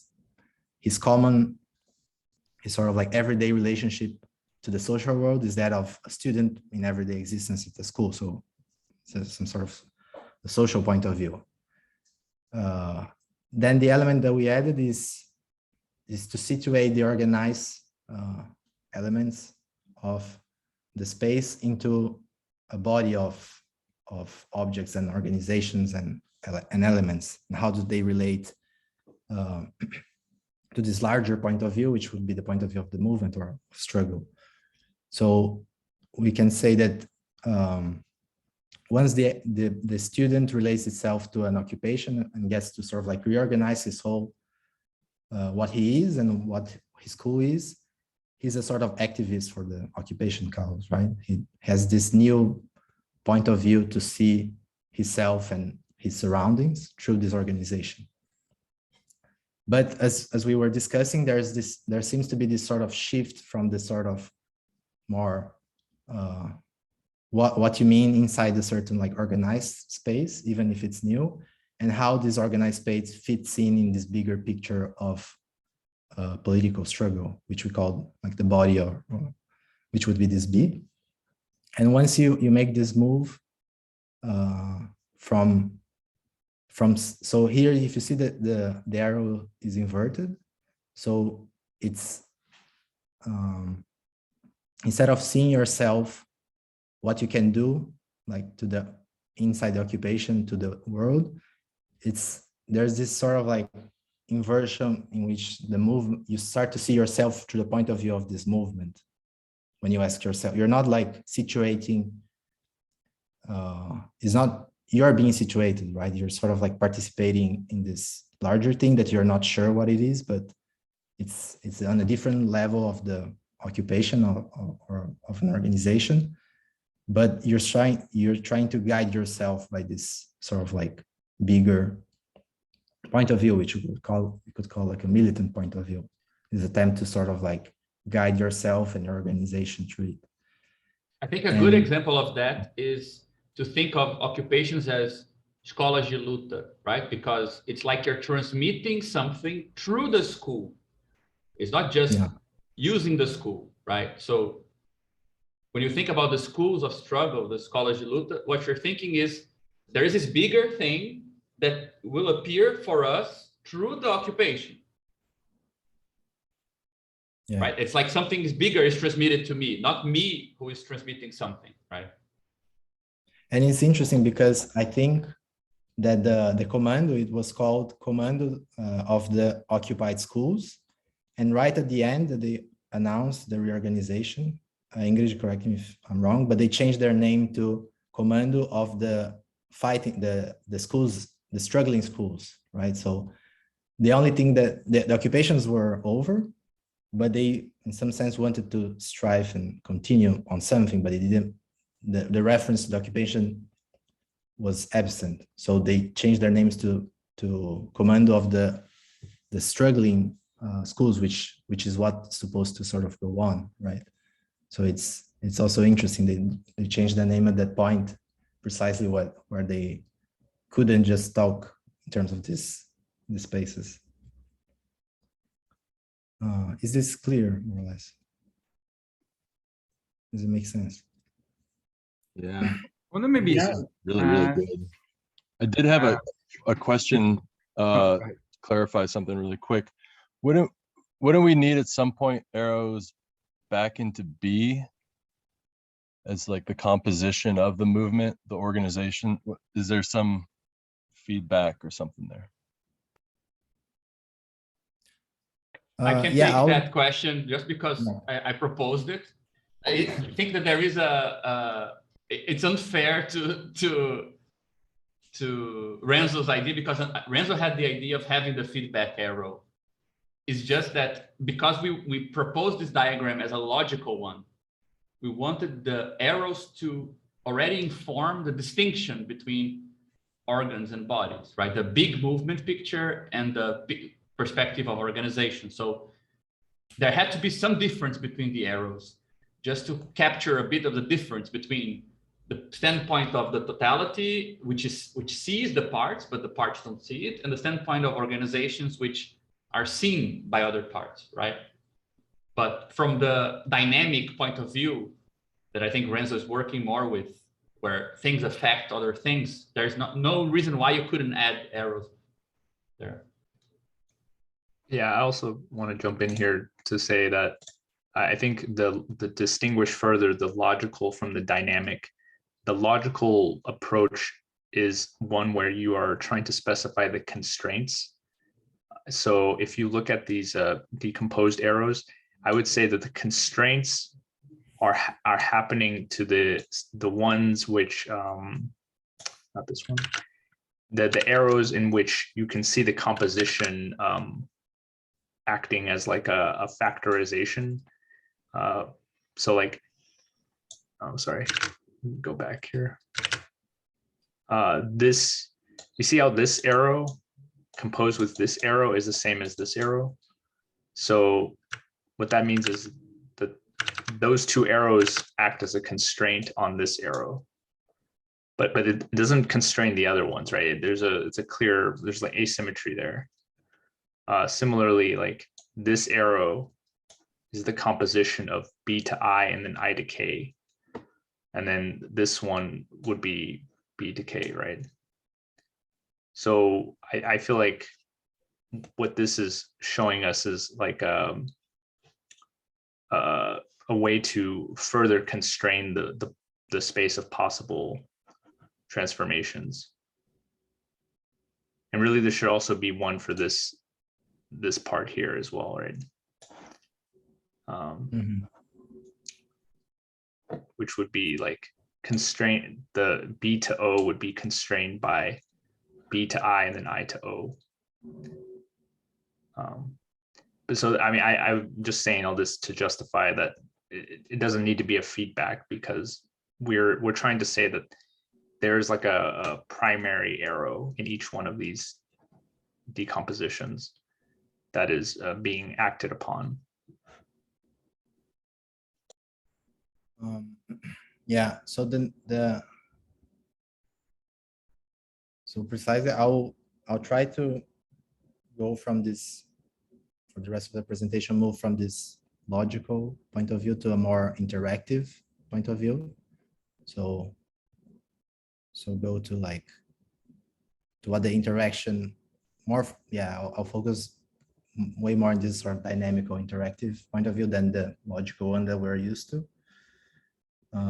So we'll see how much sense it makes, but I'll try to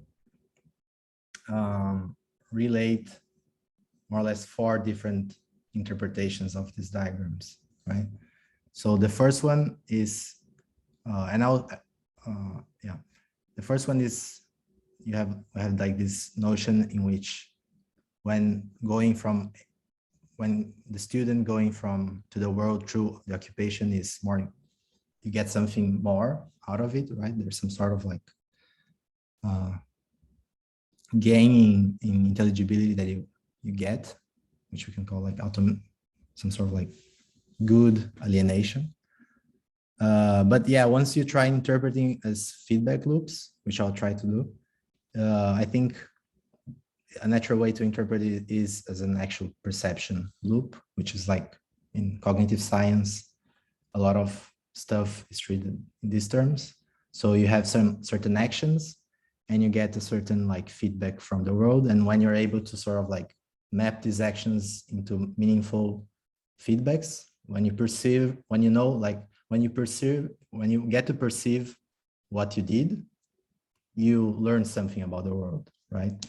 So in this sense that political practice is also an epistemic activity, right? When you do stuff in a new way and get to make sense of it, of what you sense from the world, then there's some sort of knowledge that you get.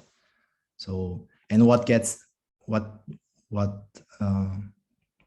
doesn't match in this sort of action feedback loop, I'll more or less call a residue or some error that is not accounted by your current understanding or way to interact to the world.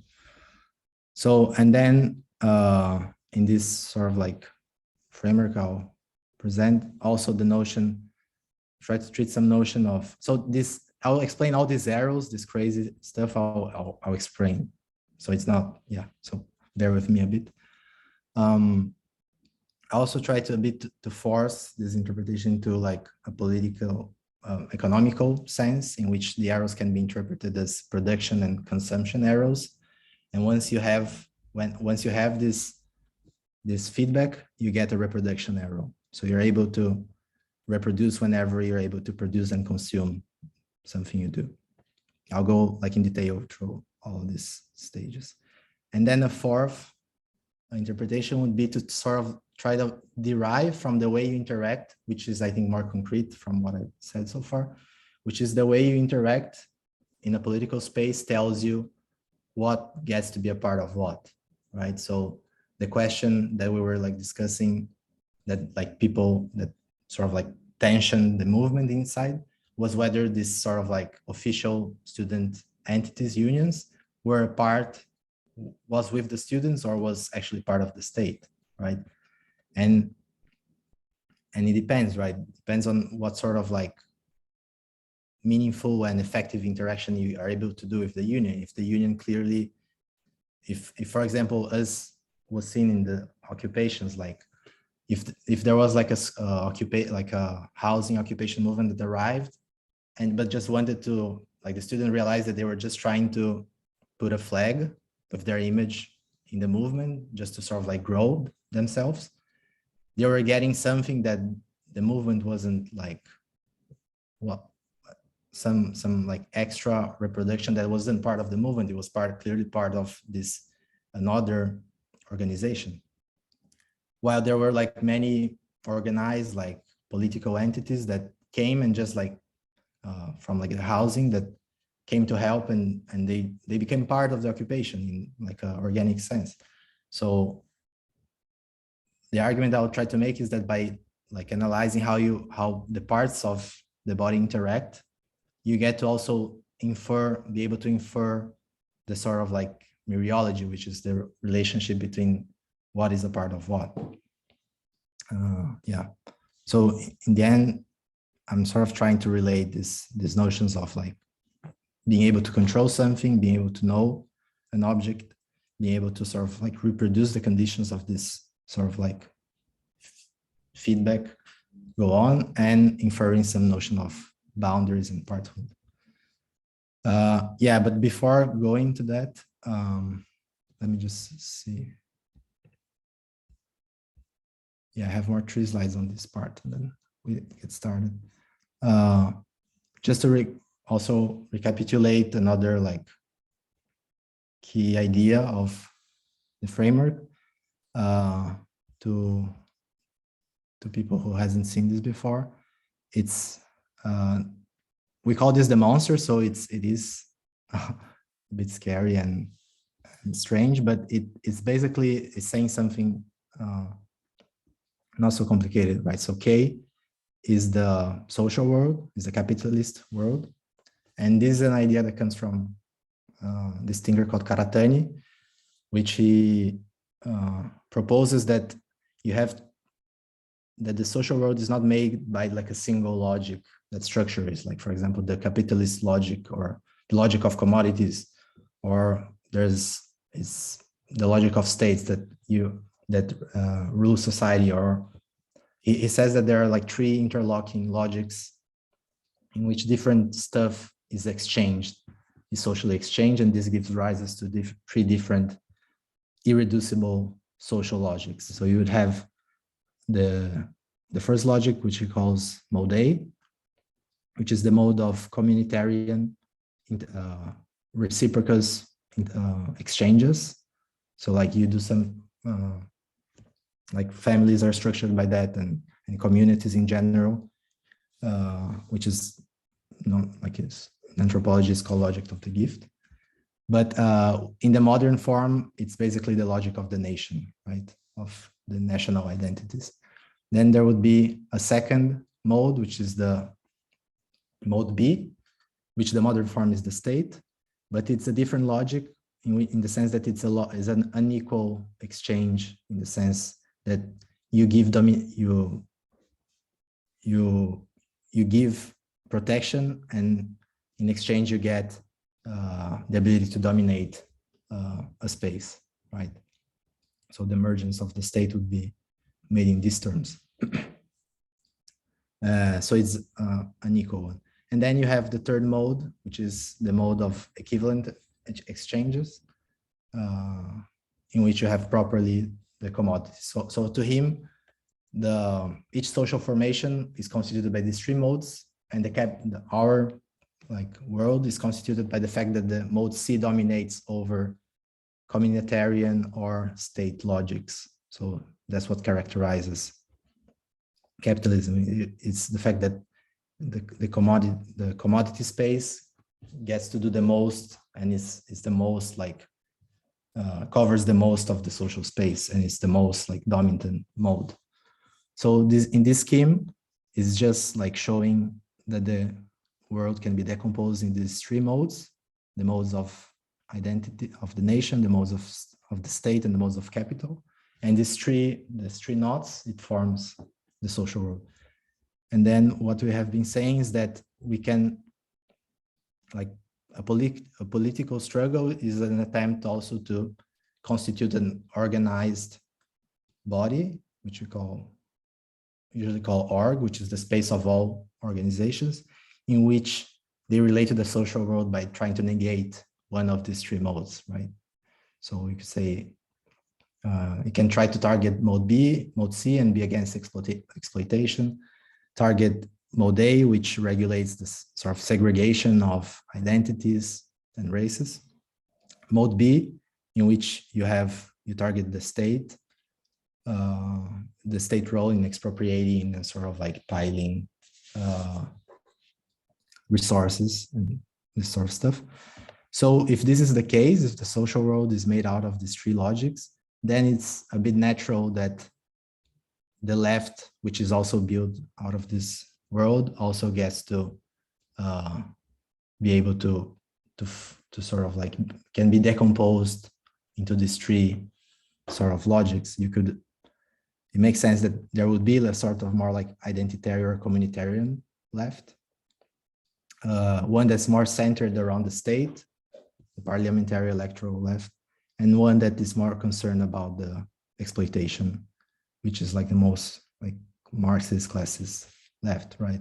So in this framework, you have the left emerges, this sort of like fragmentation of the left emerges as a sort of like consequence of the way that the social world is structured in itself.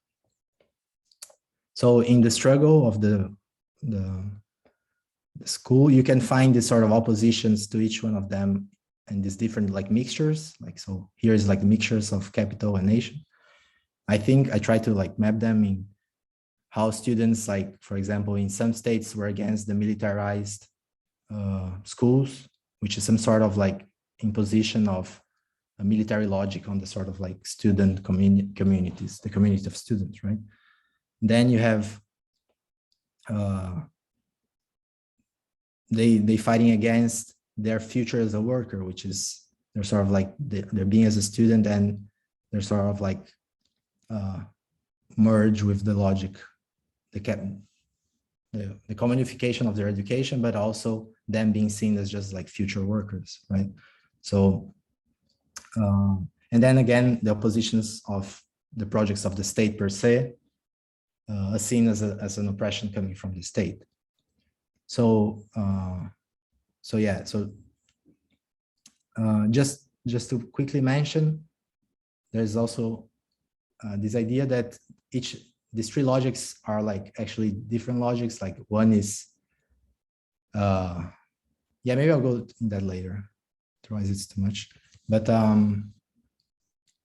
yeah, so I try to, I'll show like, yeah. So I try to sort of unfold this sort of body of the movement and sort of, I think something that Rafael already done writing his text, but trying to unfold it in terms of this more internal dimension of the movement we were talking about. We call it, which is in topology, it's the internal space of a body, which we found the occupations, right, and color it red, and try to more or less identify sort of like, because if these three modes are trans-historical in the sense that they are not specific to these three modes existing in any social formation up to now, then organized bodies that emerge, and even if they are like governed by new social relations, they should in some sense be able to be described in some combination of these modes again, right? So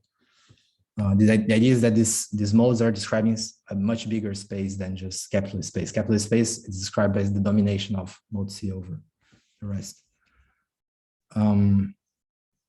So yeah, so you can find, I think, in the internal space of the movement, something of mode C, right? The internal economy of supplies and donations, the Mode B, like it's a sort of proto-state, this internal power, which is the assembly, the communitarian life of the students. Then you have some sort of like need to police what the rules to make compatible like the rules of the occupation with what the students actually do. So you have a security commission also that policies also the borders. You have the management of the sort of like, you know, like people what the supplies are used to sort of like feed the students and etc. And then at this boundary region of the movement that relates to the outside, and I'm calling production because I think the reason is I'm treating production as any attempt to sort of like recompose an object in the world. So anytime you're able to recompose, you're producing some new composition, right? And consumption, I would, yeah. No, I don't know, but it's hard, but I'm tempted. Why do you put São Paulo at the center? Because I think sometimes even when you put São Paulo or when you put Brazil, I was tempted to put, you know, Modi, I think sometimes, but because you're so next to Karatani, then I was tempted to see this like Modi, what you're putting at the center. It's like this, you know, sometimes I'm looking at this and this occurred to me just right now. The triangle, when you look at the modes, when you put the mode D, you got a pyramid, you know, because sometimes this, yeah, you know, and you're doing this thing here and you got all these arrows, but I can't do it now, but I'm tempted to look at this later and try to make a triangle and put this Modi at center, because I think this is the perspective.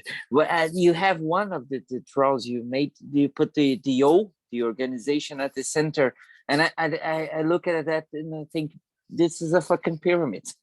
And this is the when Karatani talks about the you know, the and a high level, to take the mode A at a high level, it kind of makes a pyramid. I'm thinking about this now, so forgive me about that, but yeah, I don't know. I'm trying to figure it out. I don't know. Michael, if Renzo goes back to the previous slide, it's similar, but this is where we're putting mode D, and this is where we're putting the combination of A, B, and C. So the center is when three things are combined. That's why there is an arrow going from C to the middle, B to the middle, and A to the middle. So it's the mix. Yeah. And the mode D is here. No. I know, Rafa. Modi is fucking up. I know, but you know. Here's your pyramid. Look at that. Your pyramid is toppled, like it's on the floor. Yeah, just to contextualize, mode D is this mode that Karatani proposes as this sort of communist mode. What I'm trying to say, when I think about organization, I'm tempted to see it like mode D, but it could be a problem of me, my problem, but because I think that I agree with Rafael. Mode D is fucked up. It's hard to deal with that, but sometimes I think when we talk about organization, we're talking about that fucking shit that we can say exactly what it is. And Modi, I think, is that fucking shit. Yeah, Michael, but I mean, I think Renzo's example is really perfect to show why we avoided using what Karatani talks about when he talks about this force mode. Because would anyone recognize in the occupations like free association? Like it's very specifically different. It's like a small attempt at doing something different. It's like out of place. you know, like in Karatani, it looks a bit more romantic, perhaps. Yeah. I know. That just romantic side is what's hard to deal with. I know. So sorry. I'm gonna keep thinking about that, but I just wanted to say that. Yeah. Renzo, I will- before you continue, can I just ask you a question? It's Oh, not, yeah. It's What a is simple. it? It's because Yeah. I think what the symbols are. Yeah, we'll all this like diagram I thrown here is I'll rebuild it from scratch like later, but yeah, int is like the interior of B. So B is the body, right? Is the movement. So int is just the way that in topology you write the interior of the space, right? And this delta is the way you write the boundary of this of the set. So we are at the boundary, and here's the interior, and then you have the body of capital itself, which is trying to sort of like counteract the body of the students, you know, like by making military schools, police repression, defamation campaigns, the strike breaking with the parents. You have like all sorts of like NGOs tied to banks that are trying to sort of reform the school, like all sort of stuff. But yeah, so this is, I'm just trying to exemplify something that I think I'll try to build more slowly later. But yeah, this is the boundary and this is the internal, and this is more or less, I think, what Badiou calls the trace, right? Is the sort of, is it the end? I'm not sure. I think it's, yeah, but it's this sort of like maximum envelope that sort of like tries to encompass the whole movement, which we could say that it's something related. In the words of the students, it's expressed like some sort of like a fight for education, which flirts a bit with public education. And also something that was said is we like want a fuzzy boundary. Yeah. An education that teaches to think and not to obey, like it's something that he said, that tries to sort of like maximally orient and encompass the whole movement. So the objectives for the next sessions, based on the study case, is to propose this sort of quasi-formal model of interaction, to delineate some elements of what the political economy of social struggle could be. So the means of reproduction of a body and of producing changes in the social world, and also like claiming and consuming these changes. Rather than just talking political economy from the point of view of capital. So 3, to also think what it means, the separation of political bodies and the social world, which is the complementary, which I think is complementary, the relationship between the interior of the political movement and its boundary, and of the boundary to the exteriority of the state and capital. This, rather than thinking politics solely as a contradiction between two objective terms, like workers in themselves and capital in itself, it's just like a contradiction that sort of develops, or as a sort of like pure interiority, which can just like affirm itself, and which could be a way, I think, to read, like some people read like this too subjective way of treating politics from Badiou. And 4, to try to think this historicity that, you know, like the text from Polygramia, and was trying to think this historicity of these movements in Brazil, especially, right? That they don't seem to sort of be able to last. And relate this to the ideas of experimentation and inquiry, and what I'll try to describe of residues, which is this idea that comes from the text I sent from the masterclass in the end of the world, which I think is a nice idea, which treats learning and sort of like the duration in terms of these residues and not in terms of some sort of progressive accumulation. So yeah, so the first part will be the introduction of this model. So how much time did we are we in? Like, I have the impression that, I mean, if you start another section now, I mean, I'd be up for going for 40 minutes. I'm not sure how everyone else is doing, but probably we'll have to rush. I think everyone is commenting that the presentation is really, really good. So probably if you like do, you know, a couple more of them, so we can go slowly through each idea and not rush, would be a good idea. And just perhaps go over more informally the ideas you wanted to cover, you know, just so we can kind of get used to what you want to. But I also just briefly speak to Gabrielle's question, because I almost commented something to this extent, which was that, like, I think that both the problems that Ingrid brought up around the kind of internal composition of that, just to be clear, like Gabrielle asked me how much this relates to like my experience in Occupy, like over 10 years ago, I guess now, which is really, really closely. And particularly the split Ingrid brought up between like the internal composition of the camp and the protest movement, and then this formalization between interior and boundary, I think is like really powerful. I think part of the issue is like, this is really highlighting like how much less political life is in the US than most places in the world, but especially Brazil, because like this went so much further, so you can see so much more of the dynamics. It feels like everything in Occupy is much more like underdeveloped compared to this. But yeah, I think it's very close. And I think that this would be like an excellent starting point for like a more outward facing kind of seminar thing, because I do think it speaks directly to people's experience.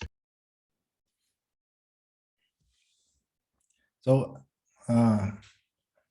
so you think I should go on for a bit? Yeah, I'm up for it. I mean, I wonder if the people have specific questions that just to make sure everyone is on the same page with what you already presented, but otherwise. Actually, I'm going to say goodbye for everybody. And it was great. I love this presentation. So see you, everybody. Ingrid, it was really, really, really amazing that you came. Thank you so much. See you later. Thank you. Thank you so much.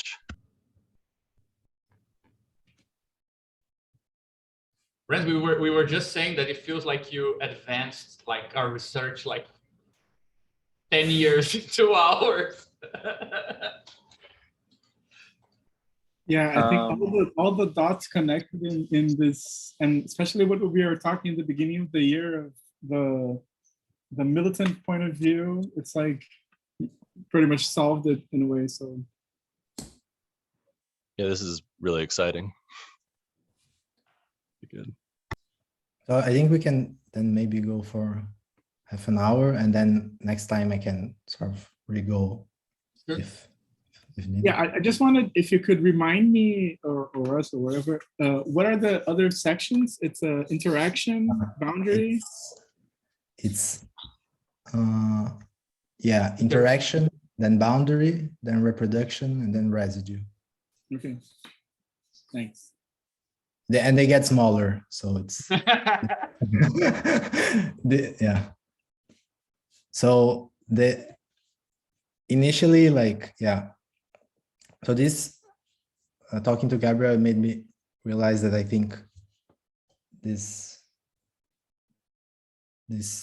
small, like this model I'm trying to use, which is like more dynamic, it relates a lot with the definition of organization from Bogdanov, right? I think it's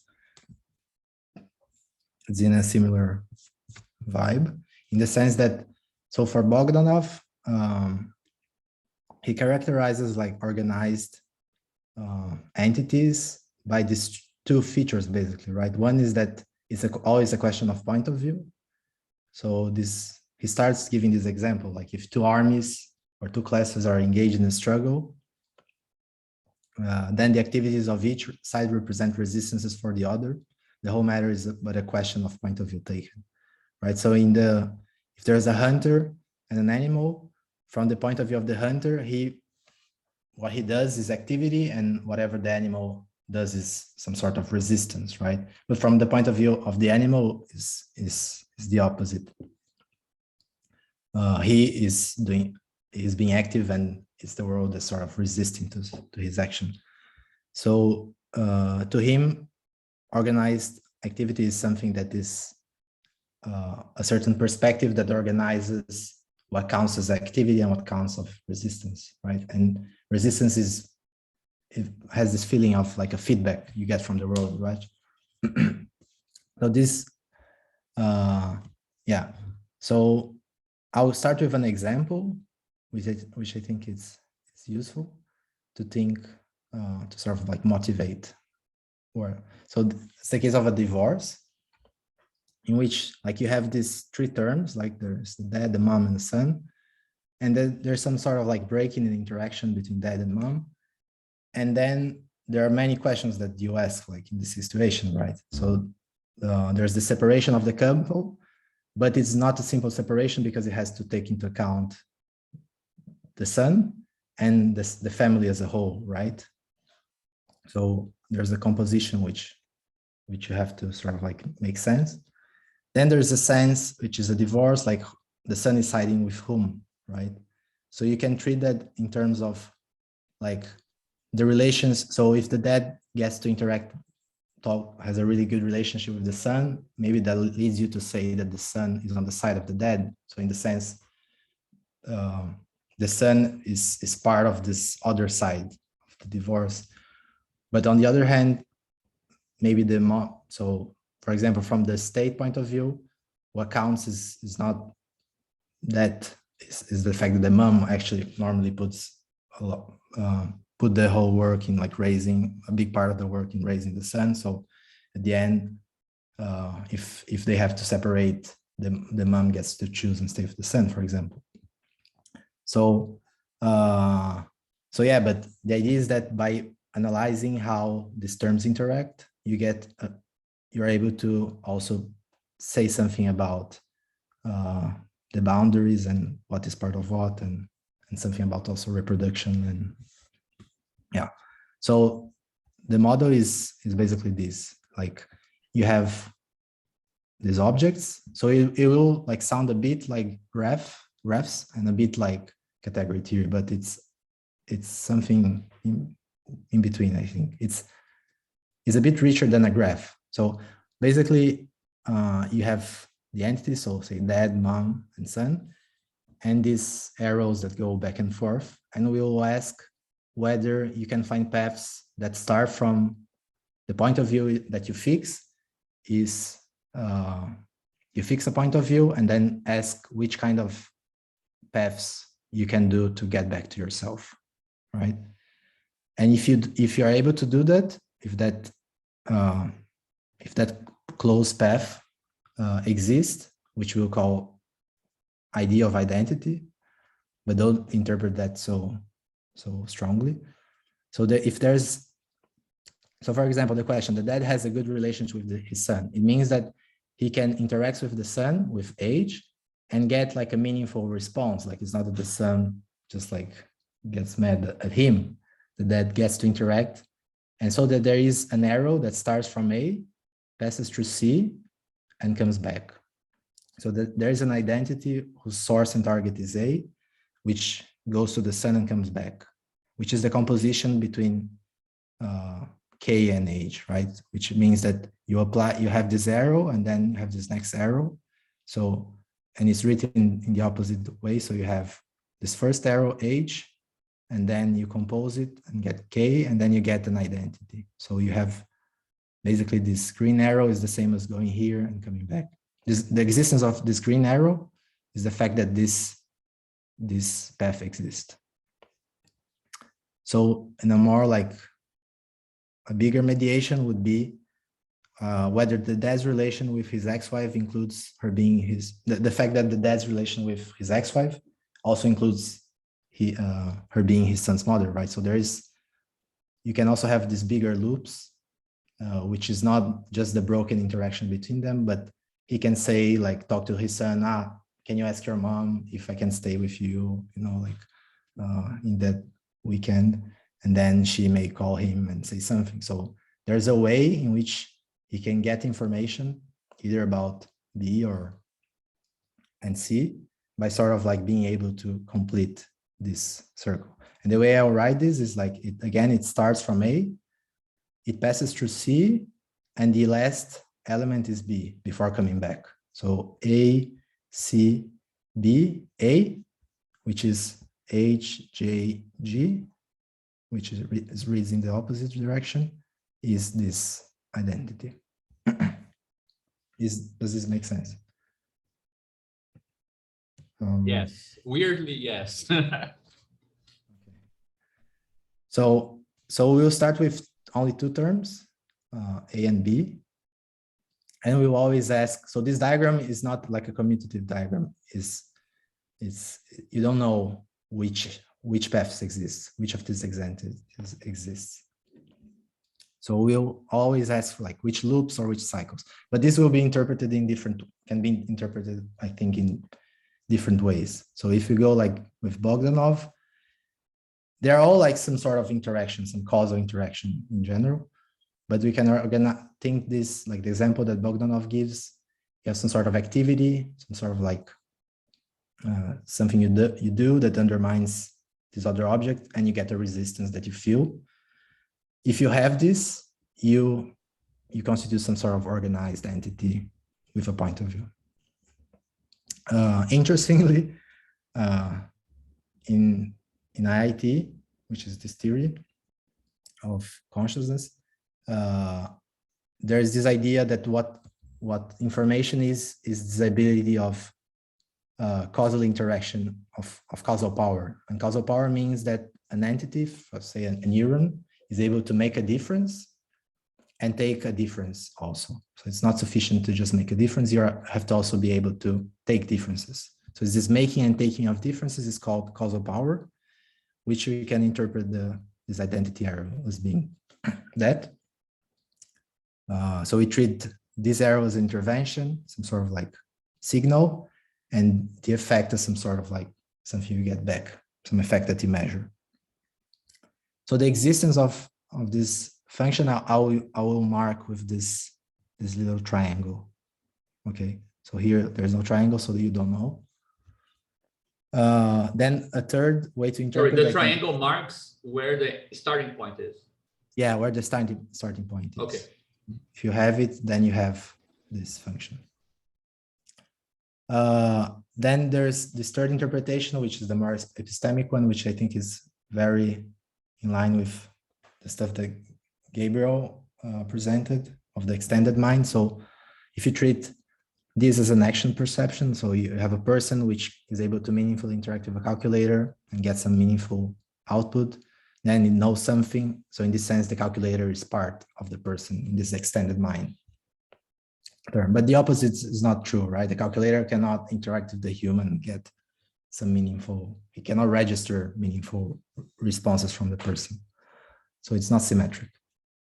And then the last interpretation, which I'll try to a bit forth, is in terms of like production consumption cycle. So you have a farmer, it plants vegetables, and if it's able to reincorporate whatever it produced, you say he reproduces in some sense, so he stays alive. So in this case, identity is some sort of reproduction. And again, so you can always see the identity from the source to the mediation. And yeah, just a quick, it's very cool because Bogdanov, like his criteria of existence of thing is the ability to resist, and this activity and resistance. So the absence of existence is the sort of like sort of ideal place where there is no resistance nor activity, complete disorganization. And it parallels a bit the IIT's definition of intrinsic existence, which is this more like causal power interpretation, which says that there is no point in assuming that something exists if nothing can make a difference to it, or if it cannot make a difference to anything.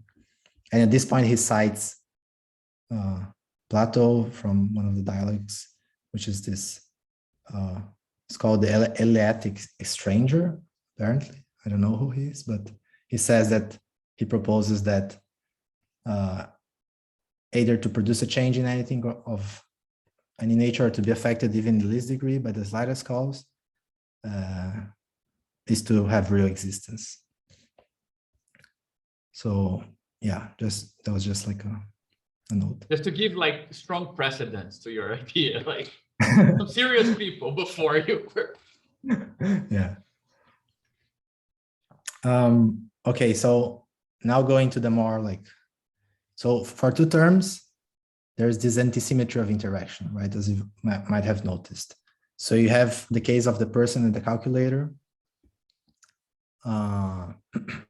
in which the person can sort of like interact with the calculator, but the opposite is not true. So there's only this identity arrow, but there's not this one. When that's the case, when this identity from the person to the calculator exists, so starting from here and going back exists, but starting from here and going back doesn't exist, there's no triangle, then we say that the calculator is part of the person. The calculator is a part of a person, the calculator extends a person's cognition.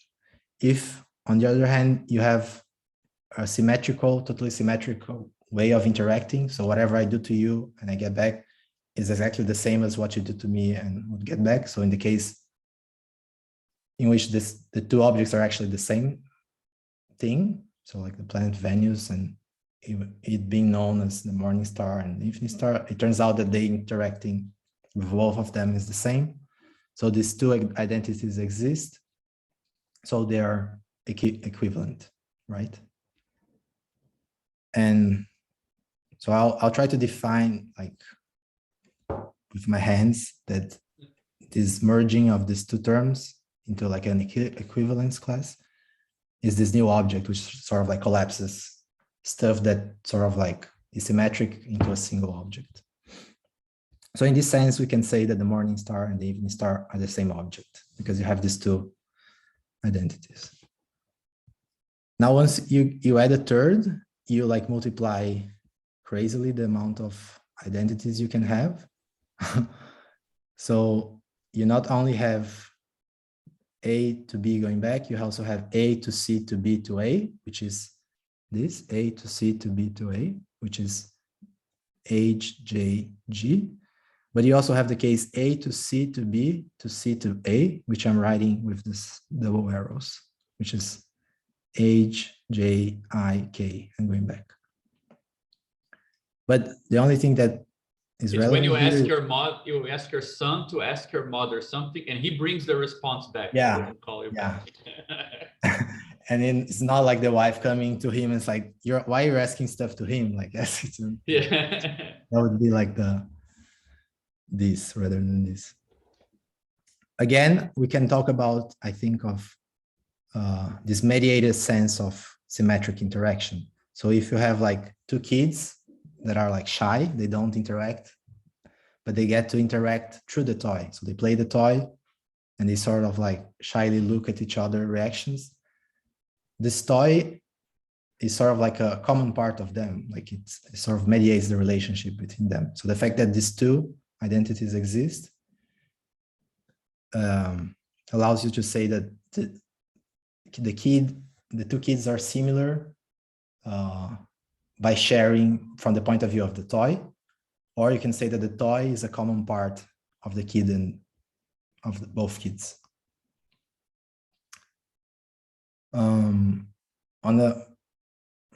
Alternatively, if you have the absence of this symmetry, then if, for example, in a triangular case of an affair, like the wife has an affair and then the husband doesn't know about this affair, you can say that the wife, so the affair will ask to the wife about the husband and get some answer from the wife, but the husband cannot ask the wife about the affair. He thinks it's only interact. As far as he's concerned, he's just interacting with the wife, right? So analogously, we're going to say that the husband is a part of the affair via the wife, right? So the wife is not a common, so it's not the case that the wife is a common part of the husband and her lover. It's more the case that the husband can become a part, and that's why it's like it's bad if he finds out, right? Because he will find out that he's just a part via his wife of the life of the lover's wife. He's This is part, sort of you a- can say he's part of the environment of the affair, right? He's not an active. Yeah. Yeah. He functions as a part, but he's not, yeah. So yeah, these are, I think it's basically the most important like concepts I'll try to use. Let me just see where I'm at. I mean, one question I have in the last case here is why is the barred arrow here and not here? Because starting from the wife's affair, from the lover, you have relations with the wife has relations with the husband. It's here that there is no relation, right? Like if you take the standpoint of the husband, this part is out, right?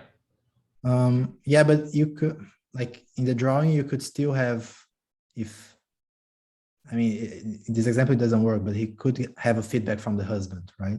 So we're looking at this case, but if you have here, then you have this arrow, and you could even have these two arrows and not have these arrows. So Yeah, you and those cannot, arrows on the bottom are I just see. compositions. Yeah. Yeah, no, I see now. Okay. yeah. So what there doesn't exist is that there is no path from the husband through the triangle that is equivalent to this, right? That's why this is barred. Yeah. Okay. And then there's the question of distinguishing the interpretation between these two columns, which I don't know, I haven't like thought about. So I just consider that they are the same. Like it doesn't make a difference if it's just like he passes exclusively via the wife or if he gets a feedback from the husband. But in theory, like you could distinguish these two sort of like mediations. But if you can interpret these parthoods and the similarities, then you can see that you can have like very many relations of parthood and equivalence, and they may not be consistent between themselves, right? So that's just something to keep in mind. It doesn't mean that this mereology is consistent, but I think it's like one example I thought about is how the sort of interactions between the workers and the factories were in some sense more symmetric than they are now. So the way I would say that is like when you had the factories, the way that the factory interacted with the worker implied that the worker was able to also get some sort of interaction with the other workers, right? So the workers became similar. They had a shared existence through the factory. Even though there was the reproduction arrow from the factory, but it doesn't matter here. In the sort of like It implies that, so if I understand, it implies that the reproduction of the factory through the workers also guarantees that there are arrows connecting the workers through the factory, right? No, in this case, it's irrelevant though, I think, because it's defined only in terms of this and this. I see. No, there are no, you're not analyzing. Okay. Yeah, you could abstract, you could, like if it was just like a communication channel, like a WhatsApp group, you not necessarily, and it was cryptographied, then the shed doesn't necessarily knows something about the workers, right? Yeah, sure. So to this whole, you just have to these two identities to exist. Yeah, I wrote here, but just because it's a fact that it happens, but it's not necessary for this relationship. Yeah, I wonder though, because if the factory is, let's say, defined by serial production or manufacture, industrialized production, that implies that it's connecting this, right? It's no. So the fact that, I mean, at least in the model, like the fact that these identities, all these identities exist, doesn't imply that any of these identities exist, right? But you could distinguish the case where they do and where they don't. I see. Okay. Right? Because you're always asking whether like these paths exist, right? Mm-hmm. They can, any of them could exist. There's no implication between a priori at least. When you have the platform, then you don't get the feedback from the platform. There's no way of interacting with the platform and getting information about other workers.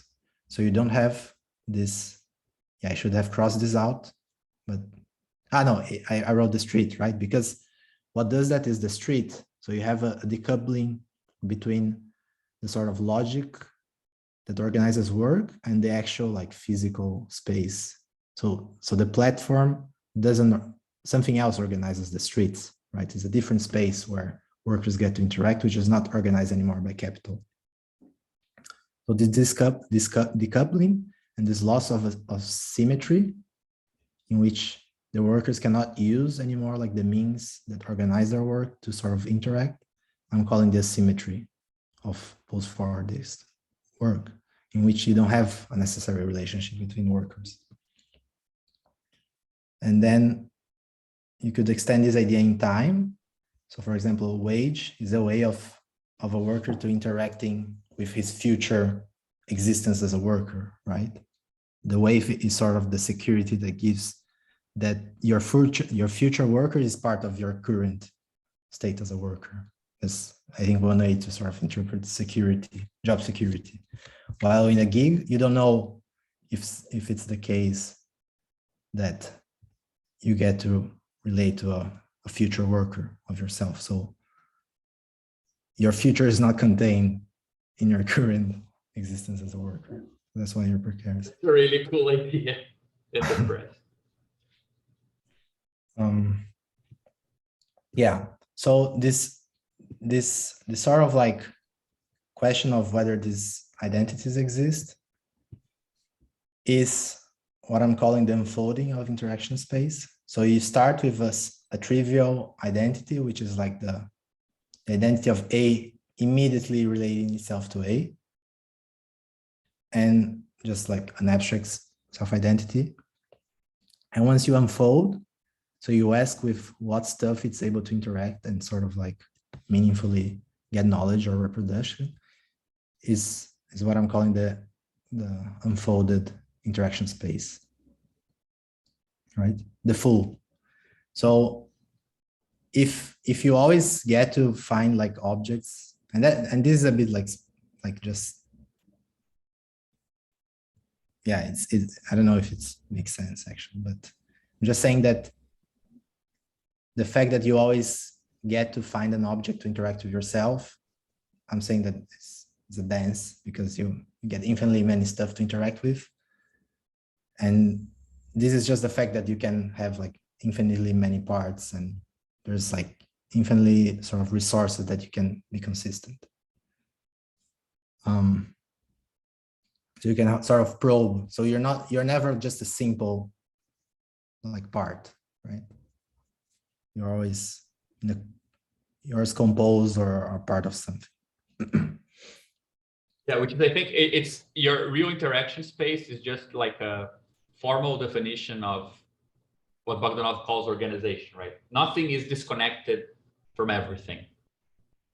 Yeah, but I'll also like try to speculate a bit on what the non-existence of identities can mean. So yeah, I'm sorry for calling this PT objects, but dude, you're after all of this, you felt like a carta branca.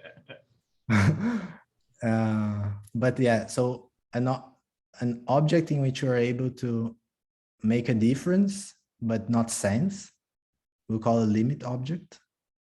So it's differences that you make without being able to sort of make sense of. It's like the object from whose perspective you're just an object, not an agent, right? No, so not necessarily. So it could be the case that this X cannot see you. I see. Right. So it's at the edge of the formalism, right? It's like the fact that this identity doesn't hold doesn't imply that this arrow couldn't hold, like, right? It's just the fact that you don't get the feedback. So you could make differences. It's like right? unconscious actions, like your body is doing stuff and you're not even, could it be something? There's It could be like any sort of, you make all sort of consequences without knowing, right? Yeah, any like say like militant action, like you do stuff, just a part of it you're able to sort of like sense the effects. In all cases there are consequences that effects that you cannot sense, right? So these unsensed effects postulates this sort of like object, which I'm calling, yeah. Then the opposite case in which there's an object that can see you, but you cannot interact with it. So I tend to say that you sense something, but you cannot make a difference to what you're sensing. So that in this sense, it's something that causes you without your you're not able to interact with it. So it's able to sort of like interact with you, but you're not able, you feel it, but you don't know what the hell like you have to do to sort of like, so I think it has this, it reminds me a bit of, I don't know, something like the desire of something, right? Is this cause that moves you without being able to interact with. Is it like a powerlessness? Like you don't have the strength to make a difference, or like you can't make a difference, like there's no meaningful relation? No, you just, maybe you just don't have like a third object in which you could add a third object and interact with A. It's just that with the resources, just considering A and small a, you don't have that. Okay. But nothing like stops you from finding something that makes you being able to probe A. Yeah. Okay. So it's like it's not a matter of quantitative force or something like that. It's not like I'm weak and I can't do this. It's like there's no possible relation where you interact without a third object. Yeah, you don't know it. I mean, you don't have the repertoire to. Okay. I think the easiest way is always to go to cause and effect, right? Like imagine that you can cause this, but you cannot sense any effects from it. Here you cannot cause it, but you can sense effects.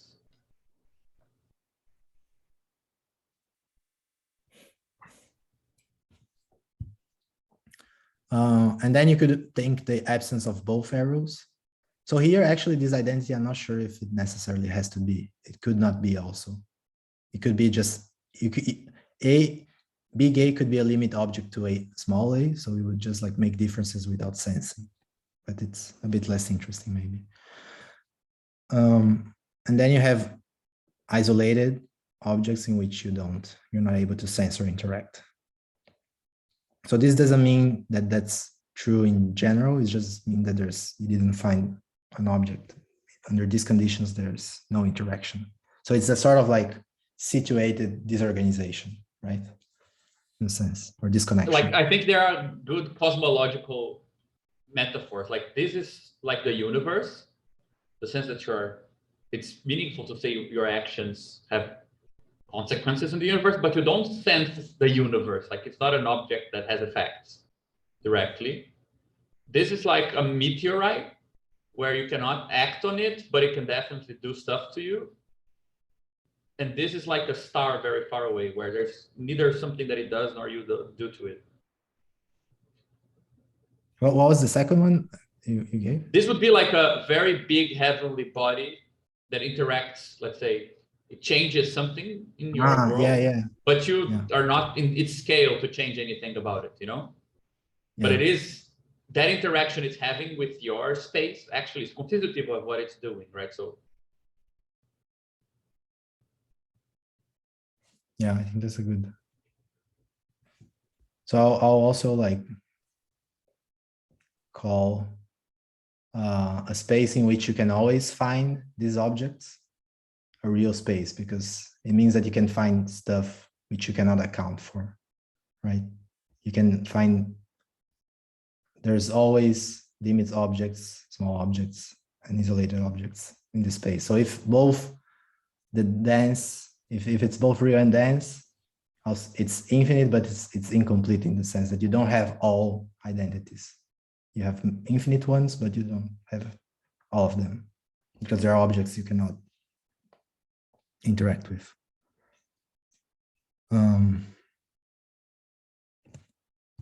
Yeah, so I'm gonna go back to this in the last part because that's why I called it residues. So can hold it for a second. I think Victor is gonna. Yeah, this is. I mean, it's not useful for the rest, so I'm not sure if I go through this, but it was just an attempt to sort of like systematize the modes using these rules.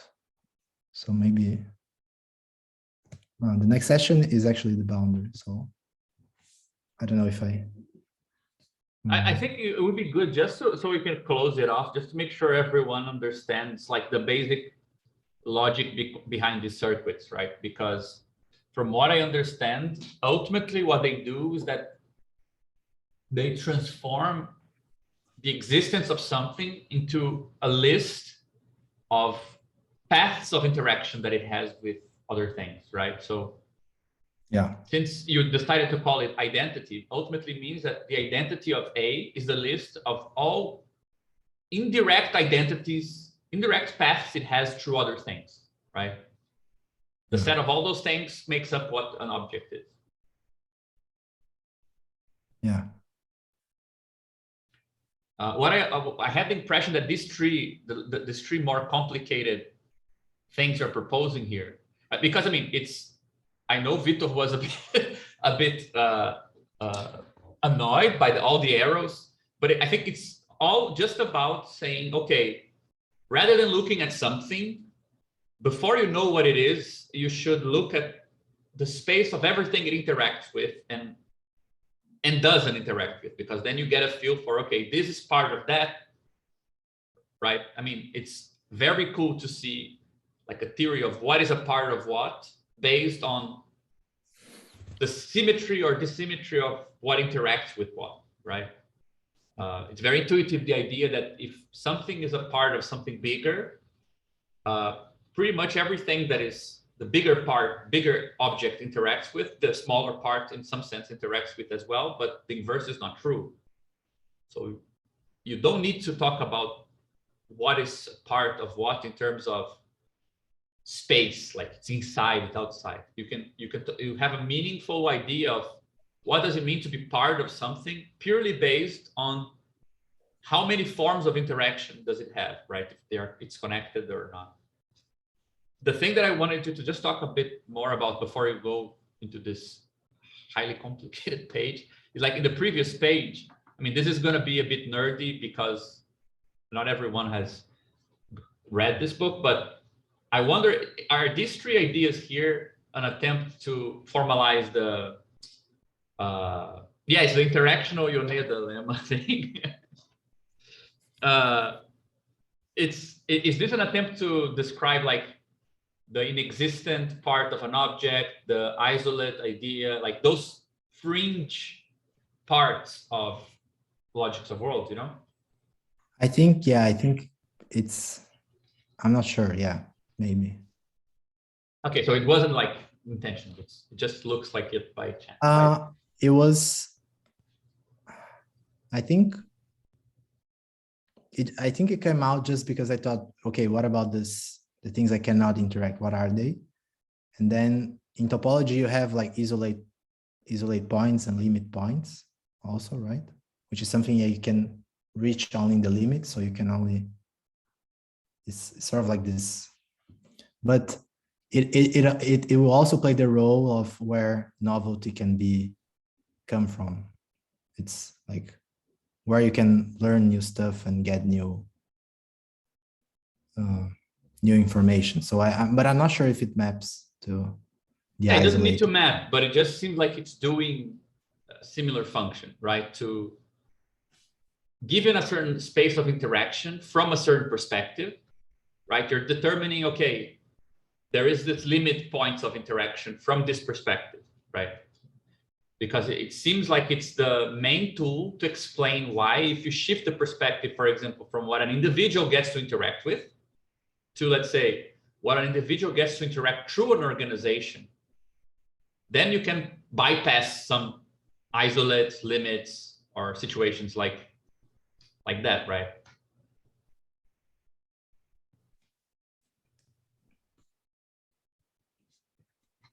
Yeah, so I think I'll try to explain this and then we can maybe discuss a bit and stop. But so again, so if you remember, it explodes. So you have each of these identities implies some sort of like parthood or equivalence. So it might be the case that, for example, you can have like a son being part of a mom. So the mom interacts with the son, but not the same way that the son interacts with the mom. The mom is also part of the dad in some like patriarchal family, but that doesn't imply that the son is part of the dad, like in social interactions. Like not necessarily the dad is able to interact to the son just because he interacts with the mom. So this is called transitivity, I think, right? So transitivity doesn't necessarily hold. So we can sort of like group this sort of like parthoods,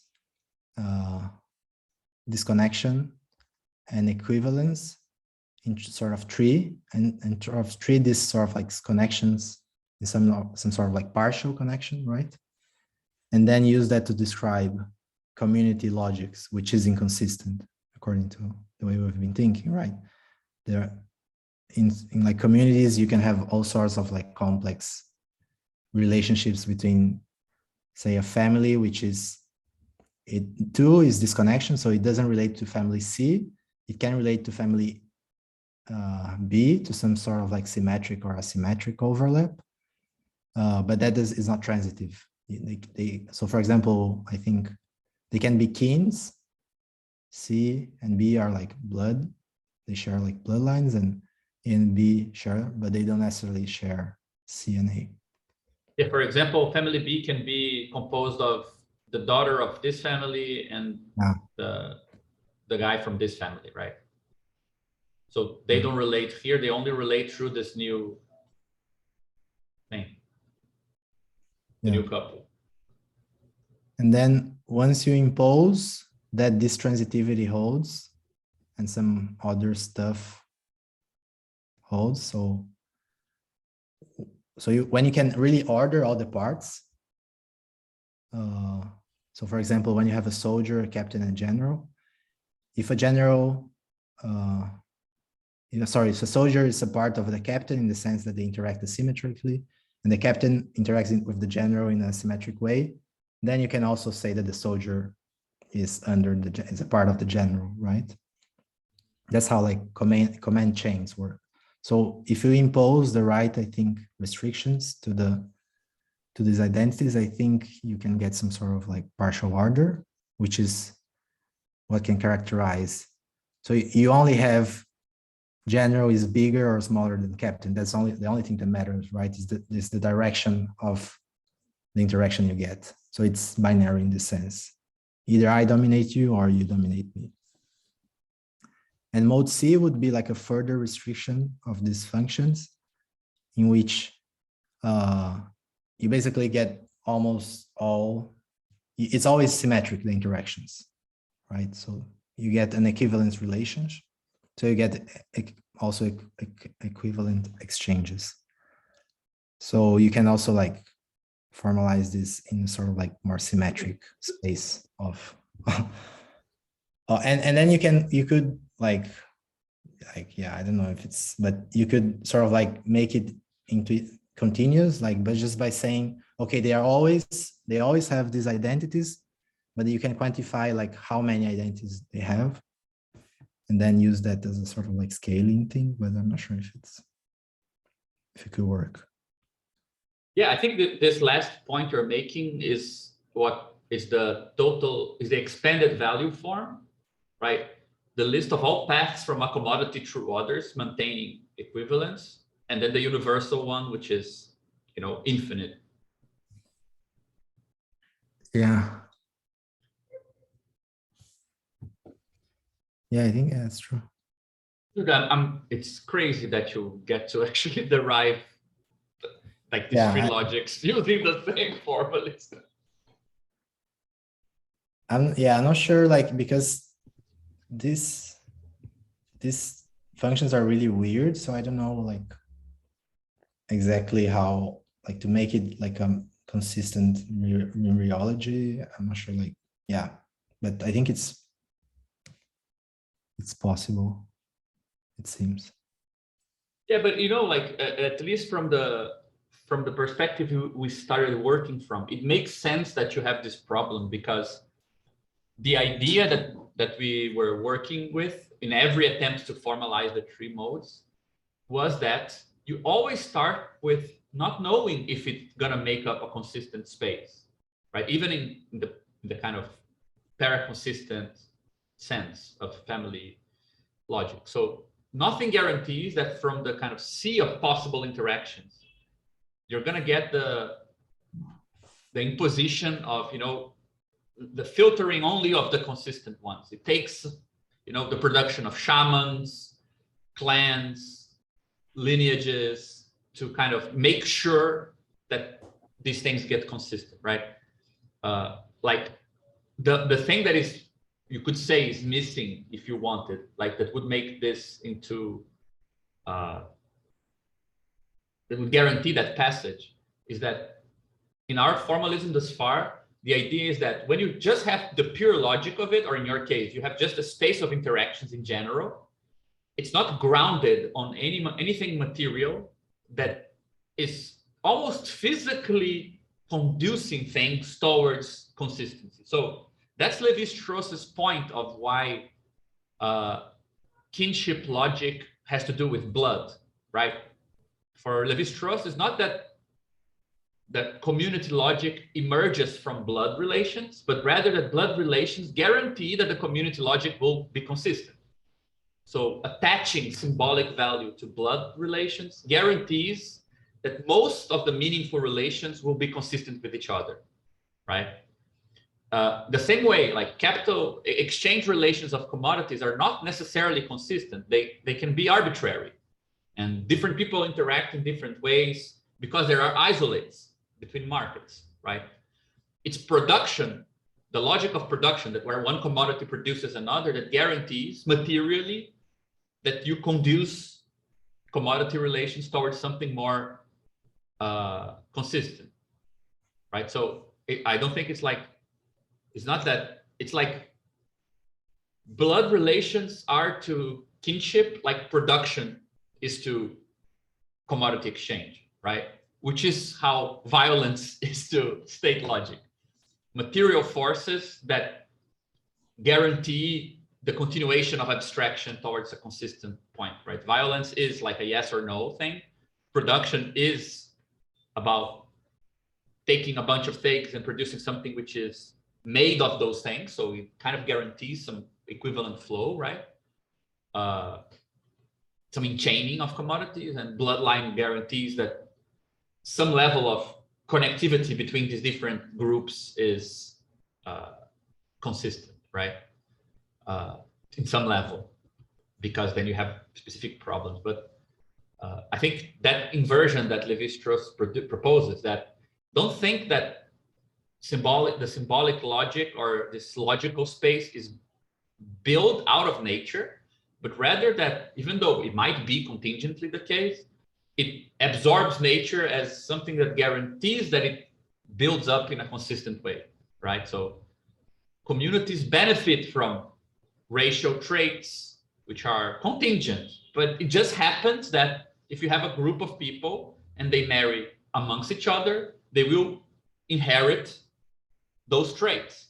So absolutely banal aspects of the color of your skin end up captured in the symbolic logic, right?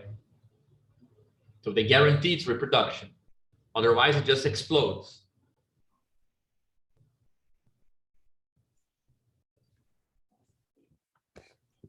Which is very weird if you think about it. Like our intuition is that nature is crazy, and we came up with symbols to contain nature, like civilization. And this perspective is the inverse, right?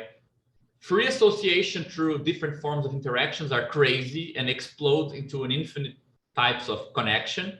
And we use nature to keep it in check.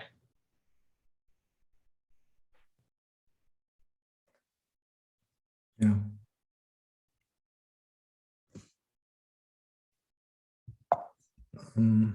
Yeah, this starts on the. Yeah, man, but this was really incredible. Yeah, I think I just wanted this to be unpacked like in slow motion, because I think you've really captured something very, very important about how these relations are organized. Yeah, and it's also much more intuitive with the formalism you invented than with the stuff we were doing before, I think.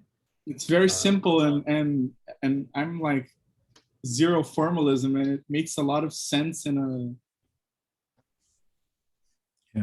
Yeah, we were thinking that there should be a way to relate those two formalisms, right? The logical point of view to this interaction point of view. I've been trying to. Yeah, I think it wouldn't be that impossible, though. Like, I know I'm gonna go into the boundary thing next time, and I know your idea is to focus on the politics rather than the modes, but we could definitely come up with names for boundaries in each of these modes, right?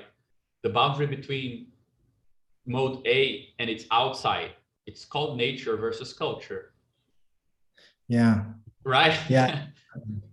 I had. Yeah, I thought. Yeah, I think this is just like the obvious, but I think there's probably a more interesting way to. Yeah, and mode B is civilization versus barbarism. Yeah. What the first one is? Nature and culture, right? Or human versus non-human. Then state is civilization versus barbarism, like the out of sphere is barbaric. And in capitalism, the outside boundary is an opportunity. It's a venture opportunity. Why isn't the outside boundary war on the mode A? The war is still inside of, like, just because you're dealing with a tribe that is disconnected from yours, a clan that's disconnected from yours, it's still inside. Yeah, it's because I think about the stuff that there's this, I don't know if, I'm not going to use the word because I don't know if it makes sense, but there's the relations between war and hunting that are also a bit fluctuating. So that's why I thought maybe that maybe nature and culture could also be translated in some sense to war, because I think the hunt and a hunted relation also. Yeah, no, I see what you mean. Yeah. Yeah, but I think Renzo really got us a new playground. And yeah, I agree. Yeah, I've been playing with it for the last week. These are like, where's the toy the toy graph? Because I think that's currently where we're at. Like, we arrived with a new toy and. Yeah, and I think that this is really good to explain why periphery is not a boundary in the capitalist sense. Periphery for a capitalist system is when you have boundaries at mode A and B, probably, right? So it's at the limit of culture, at the limit of civilization, but totally inside of capitalism, right? It's not meant to be at the fringe of capitalism. Yeah, so why would opportunity be the boundary? Just because there is no boundary, like right? I mean, boundary in capitalism is more boundary between capitals. Yeah, okay. Competition, right? And every kind of thing that is not commodities could be commodities. Like, there's no stable boundary in that sense, right? Okay.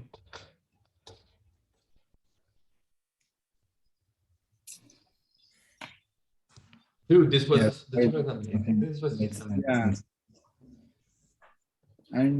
Like I'm the, you know, that GIF with the, I think from Tim and Eric, the stars are just exploding. That's where I'm at. Yeah, So great. really something. Yeah. So is the next meeting also yours, or? I think we don't have anything scheduled, anything else scheduled. So my suggestion is that we continue, just so we don't lose momentum. Like if you're up for it, Renzo. Yeah. I think we should also do a meeting for the text essay for, I mean, for the people who are interested. Honestly, I mean, I know most people are not here now, but I would suggest that we write up what Renzo presented. Yeah, I think For crisis and critique. I think that Like, would, right? yeah, I would totally be up for it. Yeah, I don't know. Anyway, we can talk about it, but it would be cool to publish this together with Evo Morales if it does write to the same journal as planned. Yeah. Imagine. Right. Okay, guys, my head hurts right now.